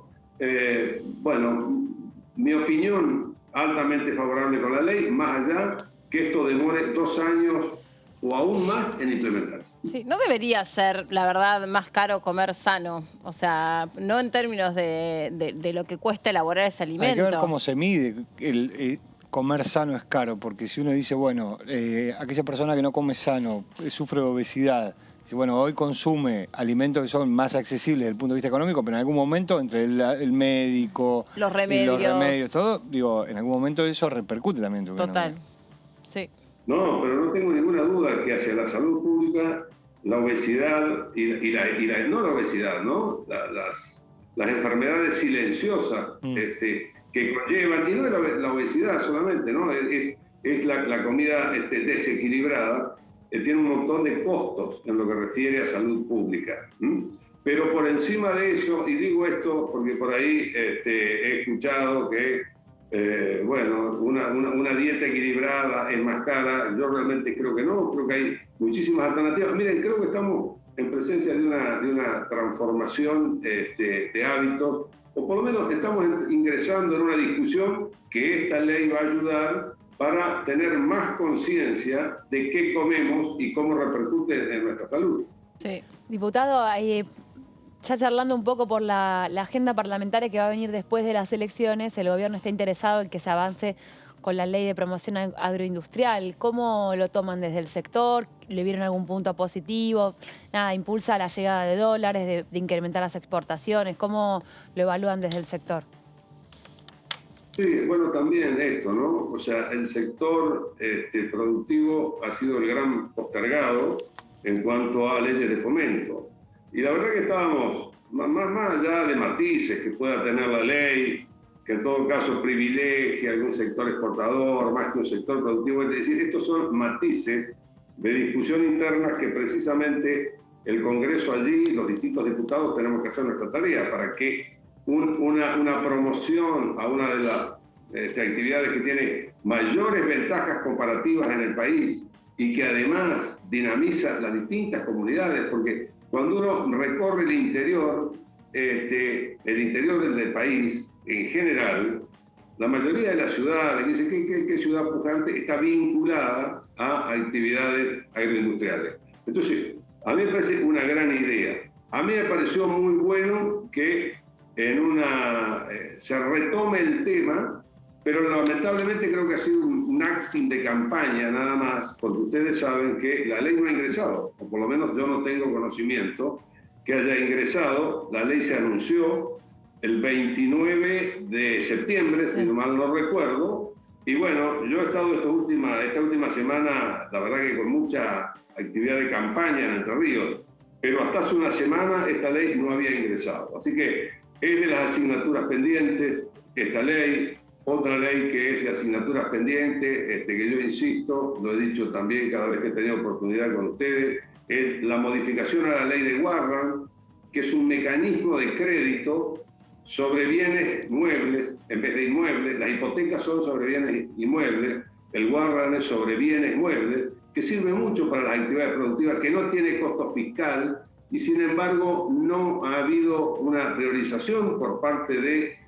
los legisladores de Frente de Todos. Así que bueno, me parece que después del severo llamado de atención que han tenido con las PASO, que en mi opinión se va a corroborar en esta elección verdadera, la de los puntos, que es la del 14 de noviembre, me parece que el gobierno no va a tener otra alternativa que trabajar sobre estos temas, sobre estas leyes que van a dinamizar o van a ayudar a que funcione el aparato productivo. Diputado, le agradecemos mucho este contacto con nosotros, muy amable. No, muchas gracias a ustedes, muy buenas tardes. Chao, hasta luego. El diputado allí, Benedetti, de la provincia de Entre Ríos, nos vuelve a llamar Sofi, que está dando una recorrida por Pasos Perdidos, porque se cumple un aniversario de la ley de cupos y está con una entrevista también. Sofi. Meli, sí, ya estamos con una de las primeras invitadas que concurrió aquí al Salón de Pasos Perdidos para esta importante celebración de los 30 años de la sanción de ley de cupos. Estamos con la diputada nacional Jimena López del Frente de Todos por la provincia de Buenos Aires. Diputada, muchísimas gracias por su tiempo. ¿Cuál es la importancia de este reconocimiento para todas aquellas mujeres que formaron parte de la sanción allí en 1991? Y fundamentalmente son las pioneras de lo que fue la participación política de la democracia en la Argentina, empezando por Eva Perón, pero ellas son las pioneras después del 83 con esta ley de cupo. Me parece que es necesario entender cómo surge la historia del feminismo en la democracia en la Argentina y creo que ellas cuentan y son parte viviente de nuestra historia, así que estén acá es un orgullo infinito poder contar con la mayoría de ellas, las que por ahí aún estando grandes se pueden acercar al Congreso y bueno, y las que lamentablemente no llegaron a ver su homenaje, ¿no? Diputada Jimena López, Melina, ¿nos escuchás ahí? Ahí, Sofi, no nos está escuchando. Ahí en estos momentos ya les está escuchando. Sí, ahí sí. Ah, perfecto. Hola Jimena, Melina te saluda, ¿cómo estás? Hola Meli, ¿cómo andás? Bien, muy bien. Y quería preguntarte en este sentido, bueno, veo que hay un salón Pasos Perdidos como hace rato no se lo ve con tanta gente, pero ¿cuál es la deuda pendiente en este sentido? ¿Por qué todavía hace falta generar espacios un poco como a la fuerza para algunos sectores de la sociedad que todavía se nos considera por algún motivo minoría? Porque en realidad, a ver, el patriarcado sigue tallando hondo en un montón de espacios y sobre todo en la política, donde lo que discutimos particularmente es el poder y las formas de construcción de poder. Para mí el paso siguiente que hay que dar tiene que ver con el financiamiento en los partidos que tengan paridad. O sea, es difícil pensar una participación política sin un financiamiento que nos permita a las feministas llevar a otras compañeras a los cargos selectivos, ¿no? Sí, está bueno, ¿no? O sea, sin financiación, en definitiva, tampoco se puede seguir haciendo pie. Queda como en una cosa como de intención, como de planificación, pero no se termina concretando esto. Sí, o es más difícil que nosotras seamos armadoras sin contar con los recursos. Hay muy pocas armadoras en la política y me parece que eso es una discusión que tenemos que dar. ¿Cómo se puede armar? ¿De qué manera se arma y se disputa el poder en el feminismo? ¿Y cómo construimos nosotras desde otra lógica muy diferente a la que históricamente han construido los varones? Pero bueno, para eso también hay que poder dar ciertos debates mucho más serios y más profundos en esta nueva democracia que estamos viviendo con esta nueva ola del feminismo, que también implica cómo se van a manejar las campañas políticas, los recursos, las armadoras y cómo podemos posicionar a compañeras que están por fuera de las estructuras convencionales también. ¿Y qué se le puede rebatir desde el punto de vista argumentativo a aquellos que creen que, en definitiva, los espacios no se abren a la fuerza, sino que los espacios son el resultado de las aptitudes, de la formación profesional que cada uno tenga, de la gestión? Digo, estoy hablando de personas que piensan como Milei de pronto. Sí, en realidad yo a Milei le diría que, por ejemplo, en el Congreso somos casi todas las mujeres que estamos universitarias y no así todos los hombres. Nosotras siempre tuvimos que dar muchas más muestras que ellos para ocupar determinados espacios. Y la mayoría de nosotras tiene a su vez un postítulo. Sí. Y hace falta toda esa... Lo pregunto esto... desde, digamos, no a modo de generar polémica con Milei, ¿no? No tengo ningún interés, te imaginas. Pero digo, la cuestión universitaria es una credencial que especialmente se le exige a la mujer, lo mismo que me imagino la experiencia, cuando la mujer... Como vos o como yo o como Dani, que está acá al lado mío, que somos madres, hay una parte de nuestra carrera profesional que se detiene al momento de que somos madres. Entonces no es imposible desde el punto de vista natural tener la misma experiencia o alcanzar a tener los mismos años de campo profesional que un hombre. Sí, en realidad es un ejemplo entre miles de cosas. Nosotros tenemos diferenciaciones desde el momento del nacimiento y durante toda nuestra historia, que tiene que ver también con las historias laborales, la precarización, el privilegio que se le da a los varones para asumir en el sistema educativo. Creo que es una discusión mucho más larga que una nota que se puede dar en vivo. Me parece que hoy al menos estamos para celebrar a nuestras históricas del cupo y ese es el punto de encuentro y desde ahí reivindicarlas en una parte fundamental de la historia del feminismo en la Argentina de la posdemocracia, ¿no? De la posdictadura, perdón. Sí. ¿Qué tal, diputada? Buenas tardes, Daniela Mosetic, la saluda. Nada, hablábamos de la paridad y que todavía, creo que en este 2021, incluso aún en 2023, no se va a llegar a un congreso paritario. ¿Hay alguna otra cosita que se le podría modificar a la ley actual? Porque siempre, en la mayoría, sobre todo en los cargos de senador, la cabeza de lista son hombres. Sí, en realidad en la mayoría de las listas la cabeza son varones y eso obviamente dificulta la paridad. Creo que hay varios proyectos de modificación de la ley de paridad, al menos yo conozco 3, y me parece que es el debate que tenemos que dar el año que viene para lograr una paridad real y no solamente en letra legislativa. Jimena, ¿nos podés resumir qué es lo que va a pasar hoy concretamente en el evento? Vemos allí mucha gente, todavía el evento no empezó, pero vemos muchas pantallas que están repasando fotos históricas. Antes, por donde recorría Sofi con la cámara, cuadros o fotografías emblemáticas. ¿Tenés idea o nos podés profundizar un poco en qué va a consistir este evento?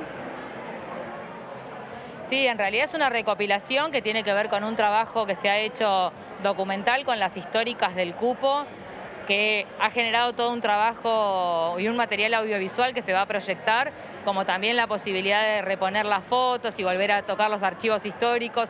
La idea es poner en valor esa parte de la historia que es tan difícil a veces recomponer porque se dio en noviembre, terminando las legislativas, que obviamente también da cuenta de lo que han tenido que luchar las compañeras para que se llegue a sancionar el cupo.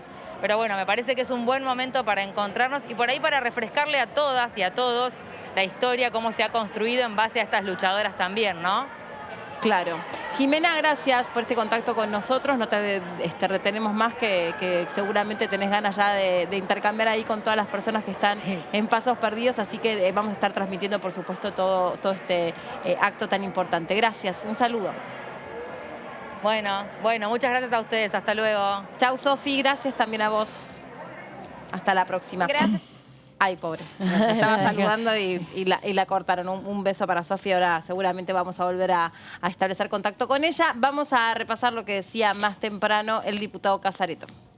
La Argentina sigue y el gobierno es el mismo. Y quien te va a resolver los problemas o no te lo va a resolver es Alberto Fernández, presidente, y Cristina Fernández, vicepresidenta. O en el caso acá Entre Ríos, Gustavo Bordet, gobernador. Así que haya un puñado de votos más para un lado o para el otro, no va a cambiar. ¿Alguien cree que porque en la Cámara de Diputados de la Nación o en la Cámara de Senadores haya 2 o 3 votos más para un lado o para el otro, va a cambiar la Argentina?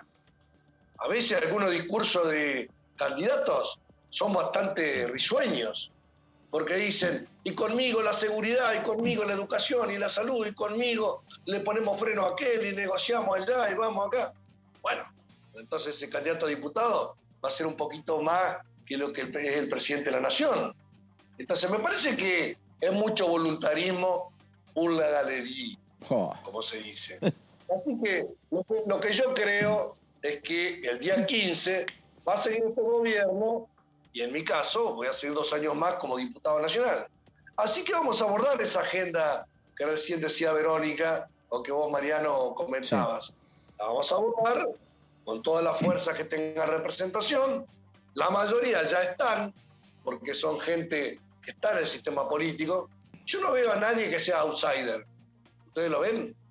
Yo lo que veo es que todos los candidatos están o estuvieron un poco antes, o si no estuvieron ellos, tuvieron gente que representa sus mismas ideas. Así que no va a haber tanto cambio el 15 de noviembre, por supuesto, porque todavía no se produce el recambio, ni tampoco va a haber tanta conmoción el 10 de diciembre cuando se produzca la renovación del tercio de senadores y de diputados. Bueno, y ya estamos aquí en el piso con el diputado Valdés, por suerte. Otro diputado que nos visita hoy de manera presencial, lo valoramos un montón. ¿Cómo le va, diputado? ¿Cómo está? Muy bien, bueno, si no venimos lo de la ciudad de Buenos Aires. La verdad. Es una falta de... No, está muy bien, hay que venir a los estudios, vernos las caras. Y sí. Tanto encierro no nos vino bien electoralmente a nosotros, así que abramos. Nos la deja picando. Bueno, arrancamos por ahí, claro. O sea que eso inclinó un poquito la balanza. Bueno, yo creo que... O sea, gestionar la pandemia, digamos. A la luz de los resultados, uno siempre lo hizo con buena fe, con buena intención, pero a la luz de creo que la gente se sintió encerrada y es difícil en los tiempos de pandemia a nivel mundial, no es que pasa en la Argentina, ¿no? Fíjense que Angela Merkel, que quizás debe ser a nivel global la estadista más reconocida, todos le reconocen a Alemania de haber llevado adelante un plan, el plan, digamos, de mejores resultados con respecto a la pandemia, y sin embargo perdió las elecciones, o sea, y más o menos anduvimos parecidos con el tema de cómo las decisiones que íbamos tomando de cuarentenas y bueno, pareciera que sobre todo los jóvenes, ¿no? Es muy difícil proponerles como utopía de gubernamental quédate en casa. Estoy hablando con una franqueza brutal, pero es la verdad. Sí, pero se valora eso también, que hable con esa franqueza. Entonces, los resultados son esos, esperemos mejorarlos, pero esto significa que a partir de que termine esta pandemia, la acción nuestra es gestionar una mejor vida para quienes nos acompañaron en el 2019 y que esta vez se quedaron en su casa y no quisieron ni votar a los de Cambiemos ni votar a los que habían votado en el 2019, que era el Frente de Todos. La contracara de eso, ¿cómo le va, diputado? ¿Cómo le va? La contracara de lo que usted dice, bueno, era la vacunación. El plan de vacunación que se hizo. Que se hizo y hoy la Argentina está en niveles mucho más altos que otros países del mundo. No fue suficiente, digo, para revertir lo del encierro. Yo creo que la población vio como una cuestión de obligatoriedad para con el Estado el tema del derecho a vacunarse y de conseguir las vacunas. O sea, no lo vio como un valor agregado excepcional que costó y que fue muy difícil y que fue de mucho... Pero lo cierto es que hubo un voto protesta, no contra la vacunación, creo contra las cuarentenas cerradas, ¿no? Y el tema de los colegios también. El tema, bueno, incluyo la escolaridad y esta situación. Pero fíjense ustedes que países mucho más desarrollados que la Argentina, hoy en Europa están revisando e inclusive suspendiendo escolaridades de vuelta ¿no? Que esperemos que acá pase de largo esa nueva cepa. Sí, ahí en Europa ya se está... Bueno, la situación es tan compleja como que los argentinos hasta ayer podían entrar a los Estados Unidos y hoy los argentinos vacunados con Sputnik no pueden entrar. No, y aparte están... hasta ayer un argentino no vacunado podía entrar a Estados Unidos y se vacunaba en Estados Unidos. Y hoy un argentino no vacunado no puede entrar. Esto tan cambiante, esto tan, tan igual dinámico. Creo que casi ningún país del mundo está, a pesar de que en Europa están en el medio de la cuarta ola con contagios, aparte, digamos, muy veloces, con cifras, digamos, que por suerte no generan dramatismo en cuanto a la ocupación de camas de terapia intensiva o de mortandad, pero sí contagio, no van a ir a mayores restricciones, pues las sociedades ya no las pueden acatar. Pero supo pasar eso, no tengo la actualidad de hoy, pero hará un mes había rebrotado fuerte en Israel, que quizás fue el país que mejor vacunó inmediatamente. Más rápido salió de la pandemia. Más rápido, y sin embargo hubo una cepa que de vuelta a una vacunado los volvió a contagiar. Sí, claro que sin llevarlos a los hospitales probablemente, porque ya vacunados casi toda la población con inmunidad de rebaño, pero bueno, obviamente en algunos casos, sí. Qué grande, ¿no? Cómo somos expertos hoy en palabras que no usábamos en nuestro vocabulario. Yo soy pandemióloga. ¿Vio? No sé, nadie me dio el título, me lo di yo sola, pero Bolsonaro se autocondecoró con el mérito científico, imagínate. Si no, no agarras acá la orden del mérito de Diputados TV. Por eso. Si no me condecoro yo, ¿quién? Lo gracioso es que, porque aparentemente eso que se autocondecoró es porque existe una ley en Brasil que cuando se condecora a un tercero se debe condecorar también al presidente, que nunca nadie la usó. Pero que es un papelón. Es un papelón. Imagínese si eso lo hace... Es más de etapas monárquicas brasileras, me parece, que de... Claro. Pero lo gracioso es que ahora se corrieron todos los científicos que iban a hacer. Sí, dijeron, yo esta medalla no la quiero. Yo no voy a estar a la par de este señor. Se la sacaron. Sí. Bueno, diputado, ¿qué tal? Daniela Mosetic. Daniela. Estamos cerrando la campaña, pero bueno, nos va a quedar un trabajo parlamentario importante, por lo menos hasta el 30 de diciembre. ¿Usted en qué proyecto está trabajando o cuál cree que sería prioridad votar, al menos hasta el 30 de noviembre? Pues yo he presentado un par de proyectos, uno que tiene que ver con visibilizar una situación grave que la sociedad argentina está en deuda, que es el abuso infantil, ¿no? Y entonces he presentado un proyecto para que el 19 de noviembre, a nivel internacional y por la acción de una fundación, se ha planteado el Día Internacional de la Lucha contra el Abuso Infantil. La Argentina, que tiene muchas cuestiones pendientes, y esto lo digo yo en la actividad privada, alguna vez fui abogado de alguien que fue abusado por Grassi, por el cura Grassi, y por el cual logramos la condena de 14 años y 8 meses de prisión de Grassi. Y es un tema que me queda pendiente de la vida, ¿no? O sea, el abuso infantil es una cosa que es muy difícil que el abusado hable. Es muy difícil para el abusado que cuando habla no lo estigmaticen.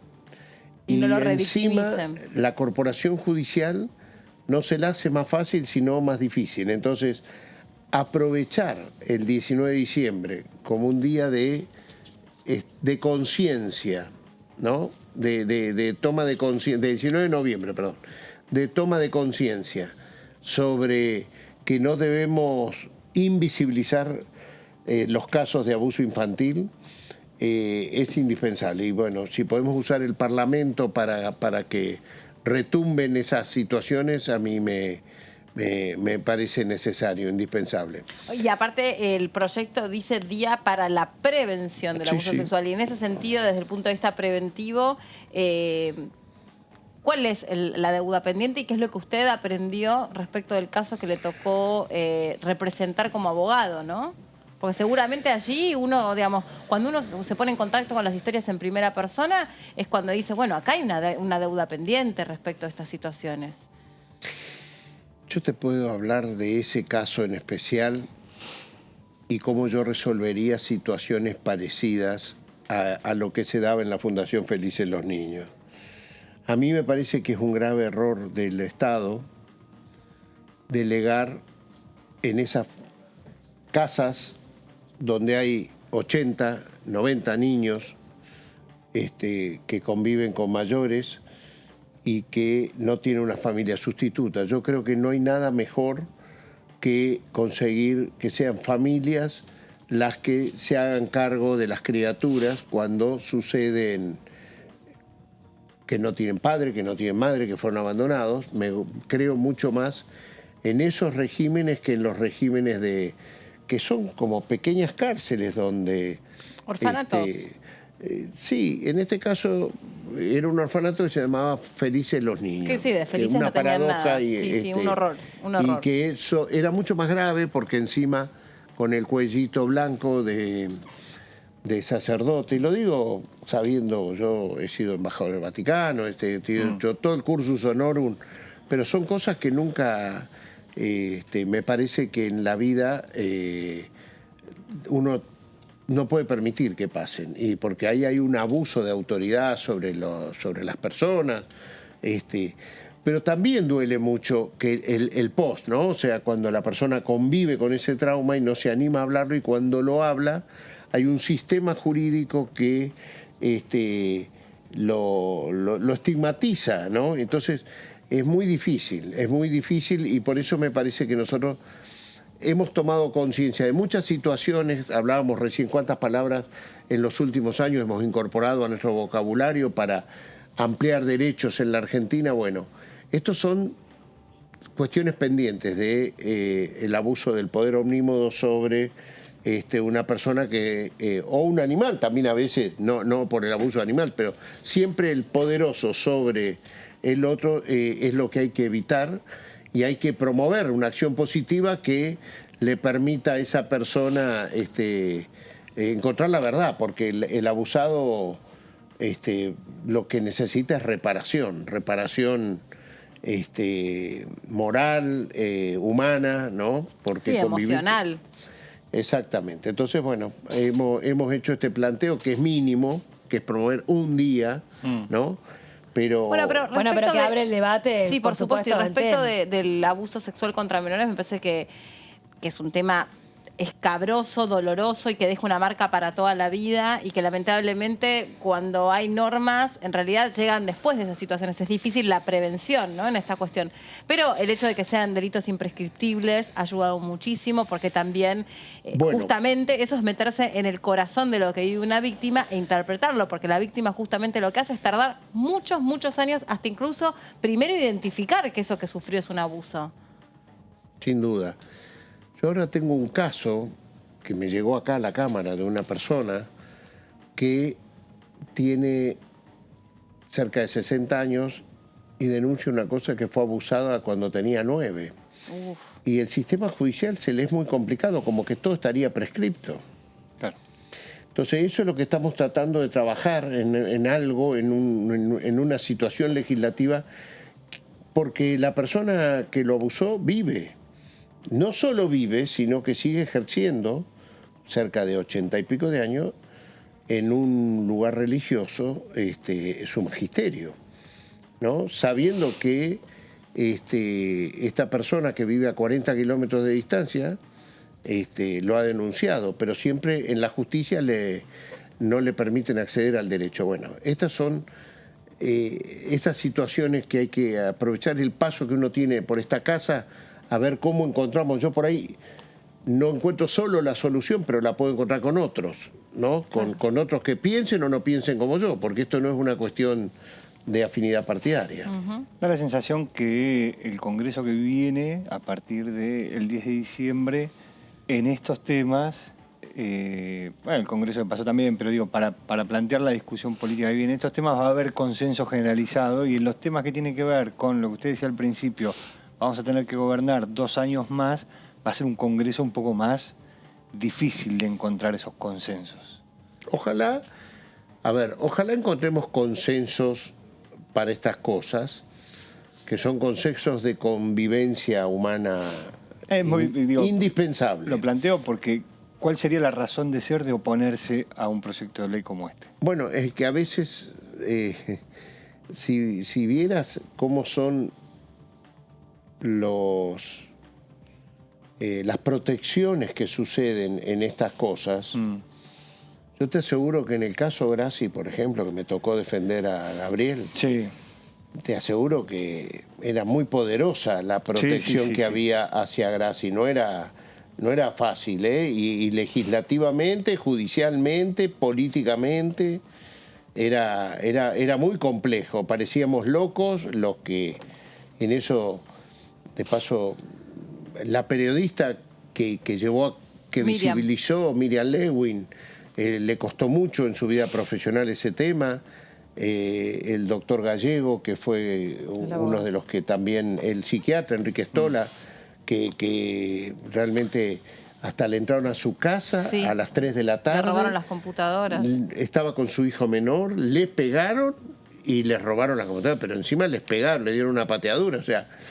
Y era gente muy poderosa, no era porque a las 3 de la tarde, a 1 cuadra y media de una comisaría que te entren a tu casa un día hábil... Sí, los periodistas que trabajaron los temas también se llevaron causas, digo, Rodrigo Alegre es uno de esos casos. Sí, bueno, Rodrigo, él empezó en el diario de Morón, las primeras denuncias. Estaban haciendo acordar personas. Y Javier Romero, que era el director del diario de Morón. O sea, Rodrigo y Javier empezaron con estos temas. Sí, lo que significaba también para una mujer, ya que hablamos de todo esto, como Miriam, meterse en definitiva contra una figura tan identificada con la Iglesia, aunque no representa, por suerte, a la Iglesia, y lo digo como una persona que está por afuera de la fe católica, pero la verdad que es que aunque represente una fe, no corresponde a ninguna fe está hecha para abusar sexualmente de una persona. Exacto. Pero bueno, hemos visto y hemos asistido a historias de todo tipo, donde también hemos visto como médicos de un hospital tan prestigioso como el Garraham también se aprovechó justamente de su profesión de pediatra para... sacamos y es verdad. Y no, pero es que eso es lo que hacen estos psicópatas sexuales o estos perversos sexuales, porque psicópata me parece que no está bueno siquiera llamarlos así porque habla de su... Usted como vos me lo vas a corregir. No, correcto. Son partidos sexuales y que obviamente lo que hacen perversos humanos. Sí, exactamente, es valerse de un escenario donde yo creo que hasta eligen esa profesión para aproximarse a las víctimas. Creo que es al revés, como los profesores de los colegios. Ahora hubo un caso esta última semana en Salta de un profesor de folclore también aproximándose a las alumnas y les ponía notas en función de si estaban lindas o estaban feas. Y es un tema. Esto es lo bueno de este tiempo que está amaneciendo, donde estas cosas se pueden mostrar, ¿no? Porque hoy lo que más les duele a estas personas es que uno los nombre con nombre y apellido, ¿no? Que por ejemplo, ese profesor de folclore, que se sepa en el lugar donde él vive que la gente que lleva adelante su acción pedagógica dice lo que dice de él, ¿no? Esta semana justo estábamos hablando con otras diputadas, ahora no me acuerdo, la verdad que son tantas las personas con las que uno habla que no me acuerdo quién era exactamente, pero hablábamos sobre, digamos, este debate de hace mucho tiempo de elaborar un registro nacional de violadores, ¿no? Que para algunos sería algo muy interesante porque permitiría hacer un seguimiento con el foco en el victimario, para otros sería estigmatizante y sería polémico quiénes en definitiva integran o no integran ese registro, si tienen que ser personas que ya hayan purgado una condena y en tal caso si ya la purgaron, ¿por qué tienen que estar en un registro? Bueno, quiero saber su opinión, si es que tiene alguna. No la tengo, pero no la veo mal. ¿Qué quiere que diga? A ver, cómo se respetan garantías individuales, pero que el poder judicial y que el poder periodístico y el poder de poder resolver una situación de volver a cometer el mismo hecho por el cual que sea más rápido la posibilidad de tal persona, mirá, ya tiene este antecedente y por lo tanto corresponde detenerlo urgentemente, no dejarlo hasta que libremente alguno en la justicia se digne a resolverlo. Hay otro proyecto que está vinculado al reconocimiento de los deportistas. Bueno, ahí hay un reconocimiento que nosotros queremos hacer a los deportistas olímpicos, porque creo que ser deportista olímpico o paralímpico, llegar al objetivo de una Olimpiada, representar a tu país, me parece que al cumplir 40 años los paralímpicos y 50 años los olímpicos, que el país les dé un reconocimiento previsional, no de acuerdo a si tuvieron el triunfo o no, sino el solo hecho de haber podido llegar a ese objetivo y representar a nuestro país, porque se dan casos muy terribles de concentrarse, de llevar a cabo, de representar tu país, y después no poder, no tener nada del Estado para que los tiempos y los años que uno dejó de lado para dedicarse al deporte, después insertarse en la vida laboral. O sea, algún reconocimiento el país tiene que darle tanto a los deportistas olímpicos como a los paralímpicos. Le iba a decir que las futbolistas profesionales, mujeres, que obviamente sus sueldos no se equiparan para nada con el de los futbolistas hombres. En su gran mayoría de los casos, me acuerdo hace poco vi un documental, por eso lo recuerdo, creo que se llama Mujeres con Pelota, no me acuerdo, que habla sobre las historias de vida de cada una de las futbolistas que integran el seleccionado profesional de fútbol. Tienen todas otros trabajos.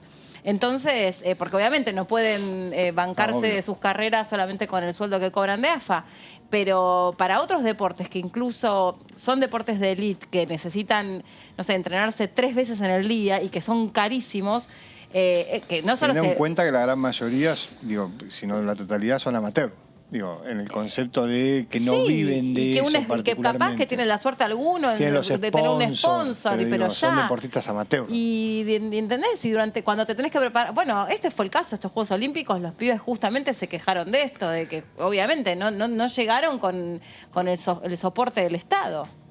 No llegaron con el soporte actual del Estado. Bueno, nosotros queremos que aparte el Estado esté presente en el resto de su vida, cumplido 40 años...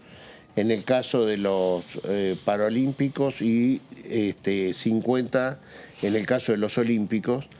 Y me parece que, porque a propósito de los últimos Juegos Olímpicos, hurgando en la cuestión humana de no solo de ellos, sino de los que habían participado antes en otros, la situación es dramática y no hay mayor orgullo que son verdaderos embajadores de tu país en ese deporte olímpico, en esa competencia olímpica, y entonces me parece que es bueno que, y aparte lo hacen muchos países, no es que no existe eso. Es que cuando acá hubo ese fondo especial... que se cobraba las telefónicas. Exactamente. Se cobraba un impuesto a los celulares. A los celulares, el uso de los celulares para subvencionar la actividad olímpica. Y los pibes pudieron entrenarse abocadamente a eso solo.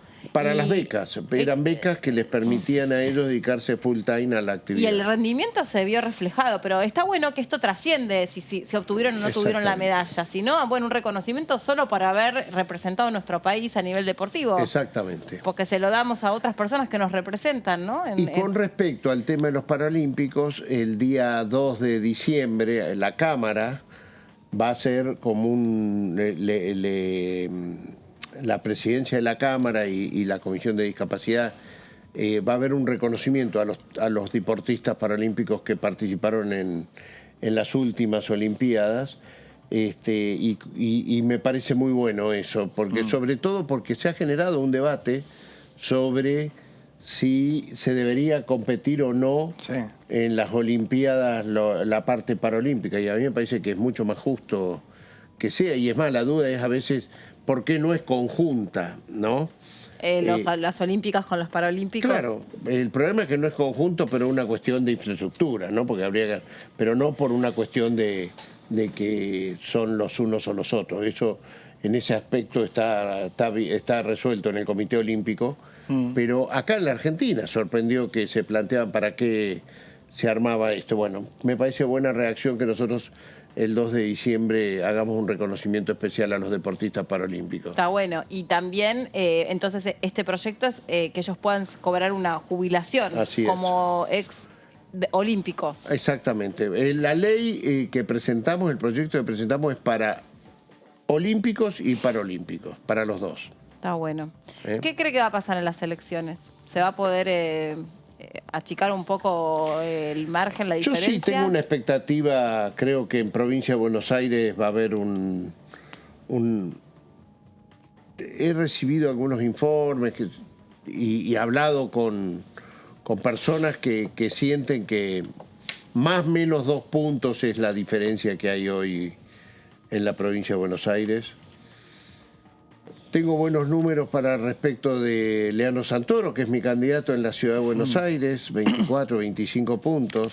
Ajá. Y entonces, creo que por ahí... Están peleando el 4º diputado, ahí, a ver qué pasa. Sí, sí. Hay posibilidades. Había una regla mnemotecnia, que ahora me meto en un lío, y siempre se cumplió, que era que lo que sacaba el candidato del Frente de Todos o del peronismo en la ciudad de Buenos Aires, más 15 era lo que sacaba en provincia de Buenos Aires.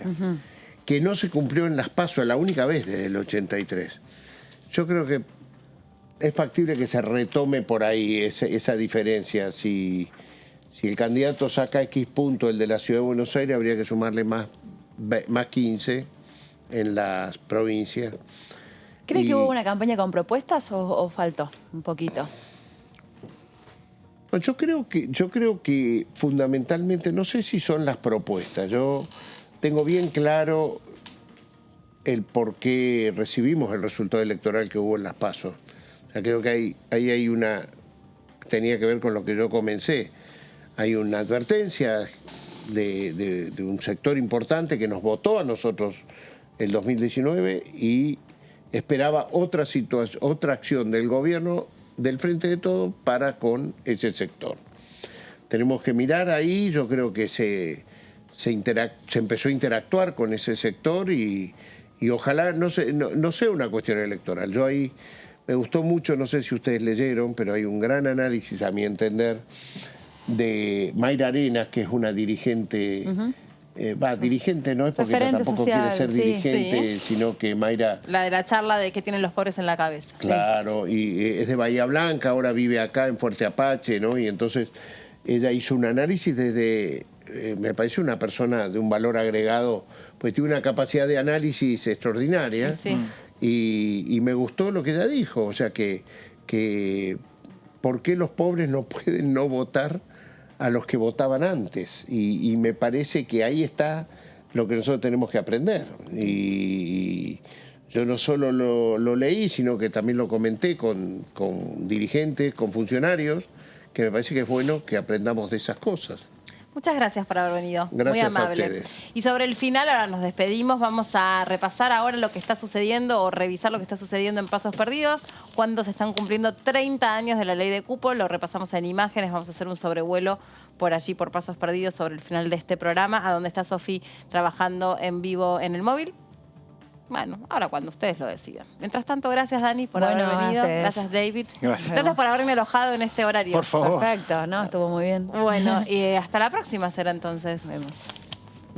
Mañana ¿Me pasado. aceptan? Sí, claro. Sí. Ahí estamos viendo las imágenes entonces de... Esa es Carolina Papaleo, ¿verdad? La que está leyendo este texto a propósito de los 30 años. Debe tener algo que ver con su madre. Que yo creo, ya lo creo, nacional. por supuesto.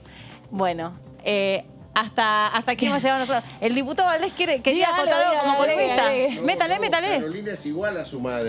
No, digo porque como habrá tenido algo que ver con Irma. Claro, exacto. Irma Roy. Gracias, diputado. Diputado que ya sobre el final se convirtió en columnista, aportando sobre este acto que está transcurriendo ahora mismo en Pasos Perdidos, de los que vamos a tener más detalles ahí con las imágenes justamente del presidente de la Cámara de Diputados y con su esposa. Nosotros hasta aquí hemos llegado. Gracias por haber estado ahí del otro lado. Nos reencontramos mañana, en mi caso a las 13 horas. Los muchachos, bueno, ya les irán contando en qué horarios los encontrarán aquí en la programación de ETV. Chau, hasta la próxima.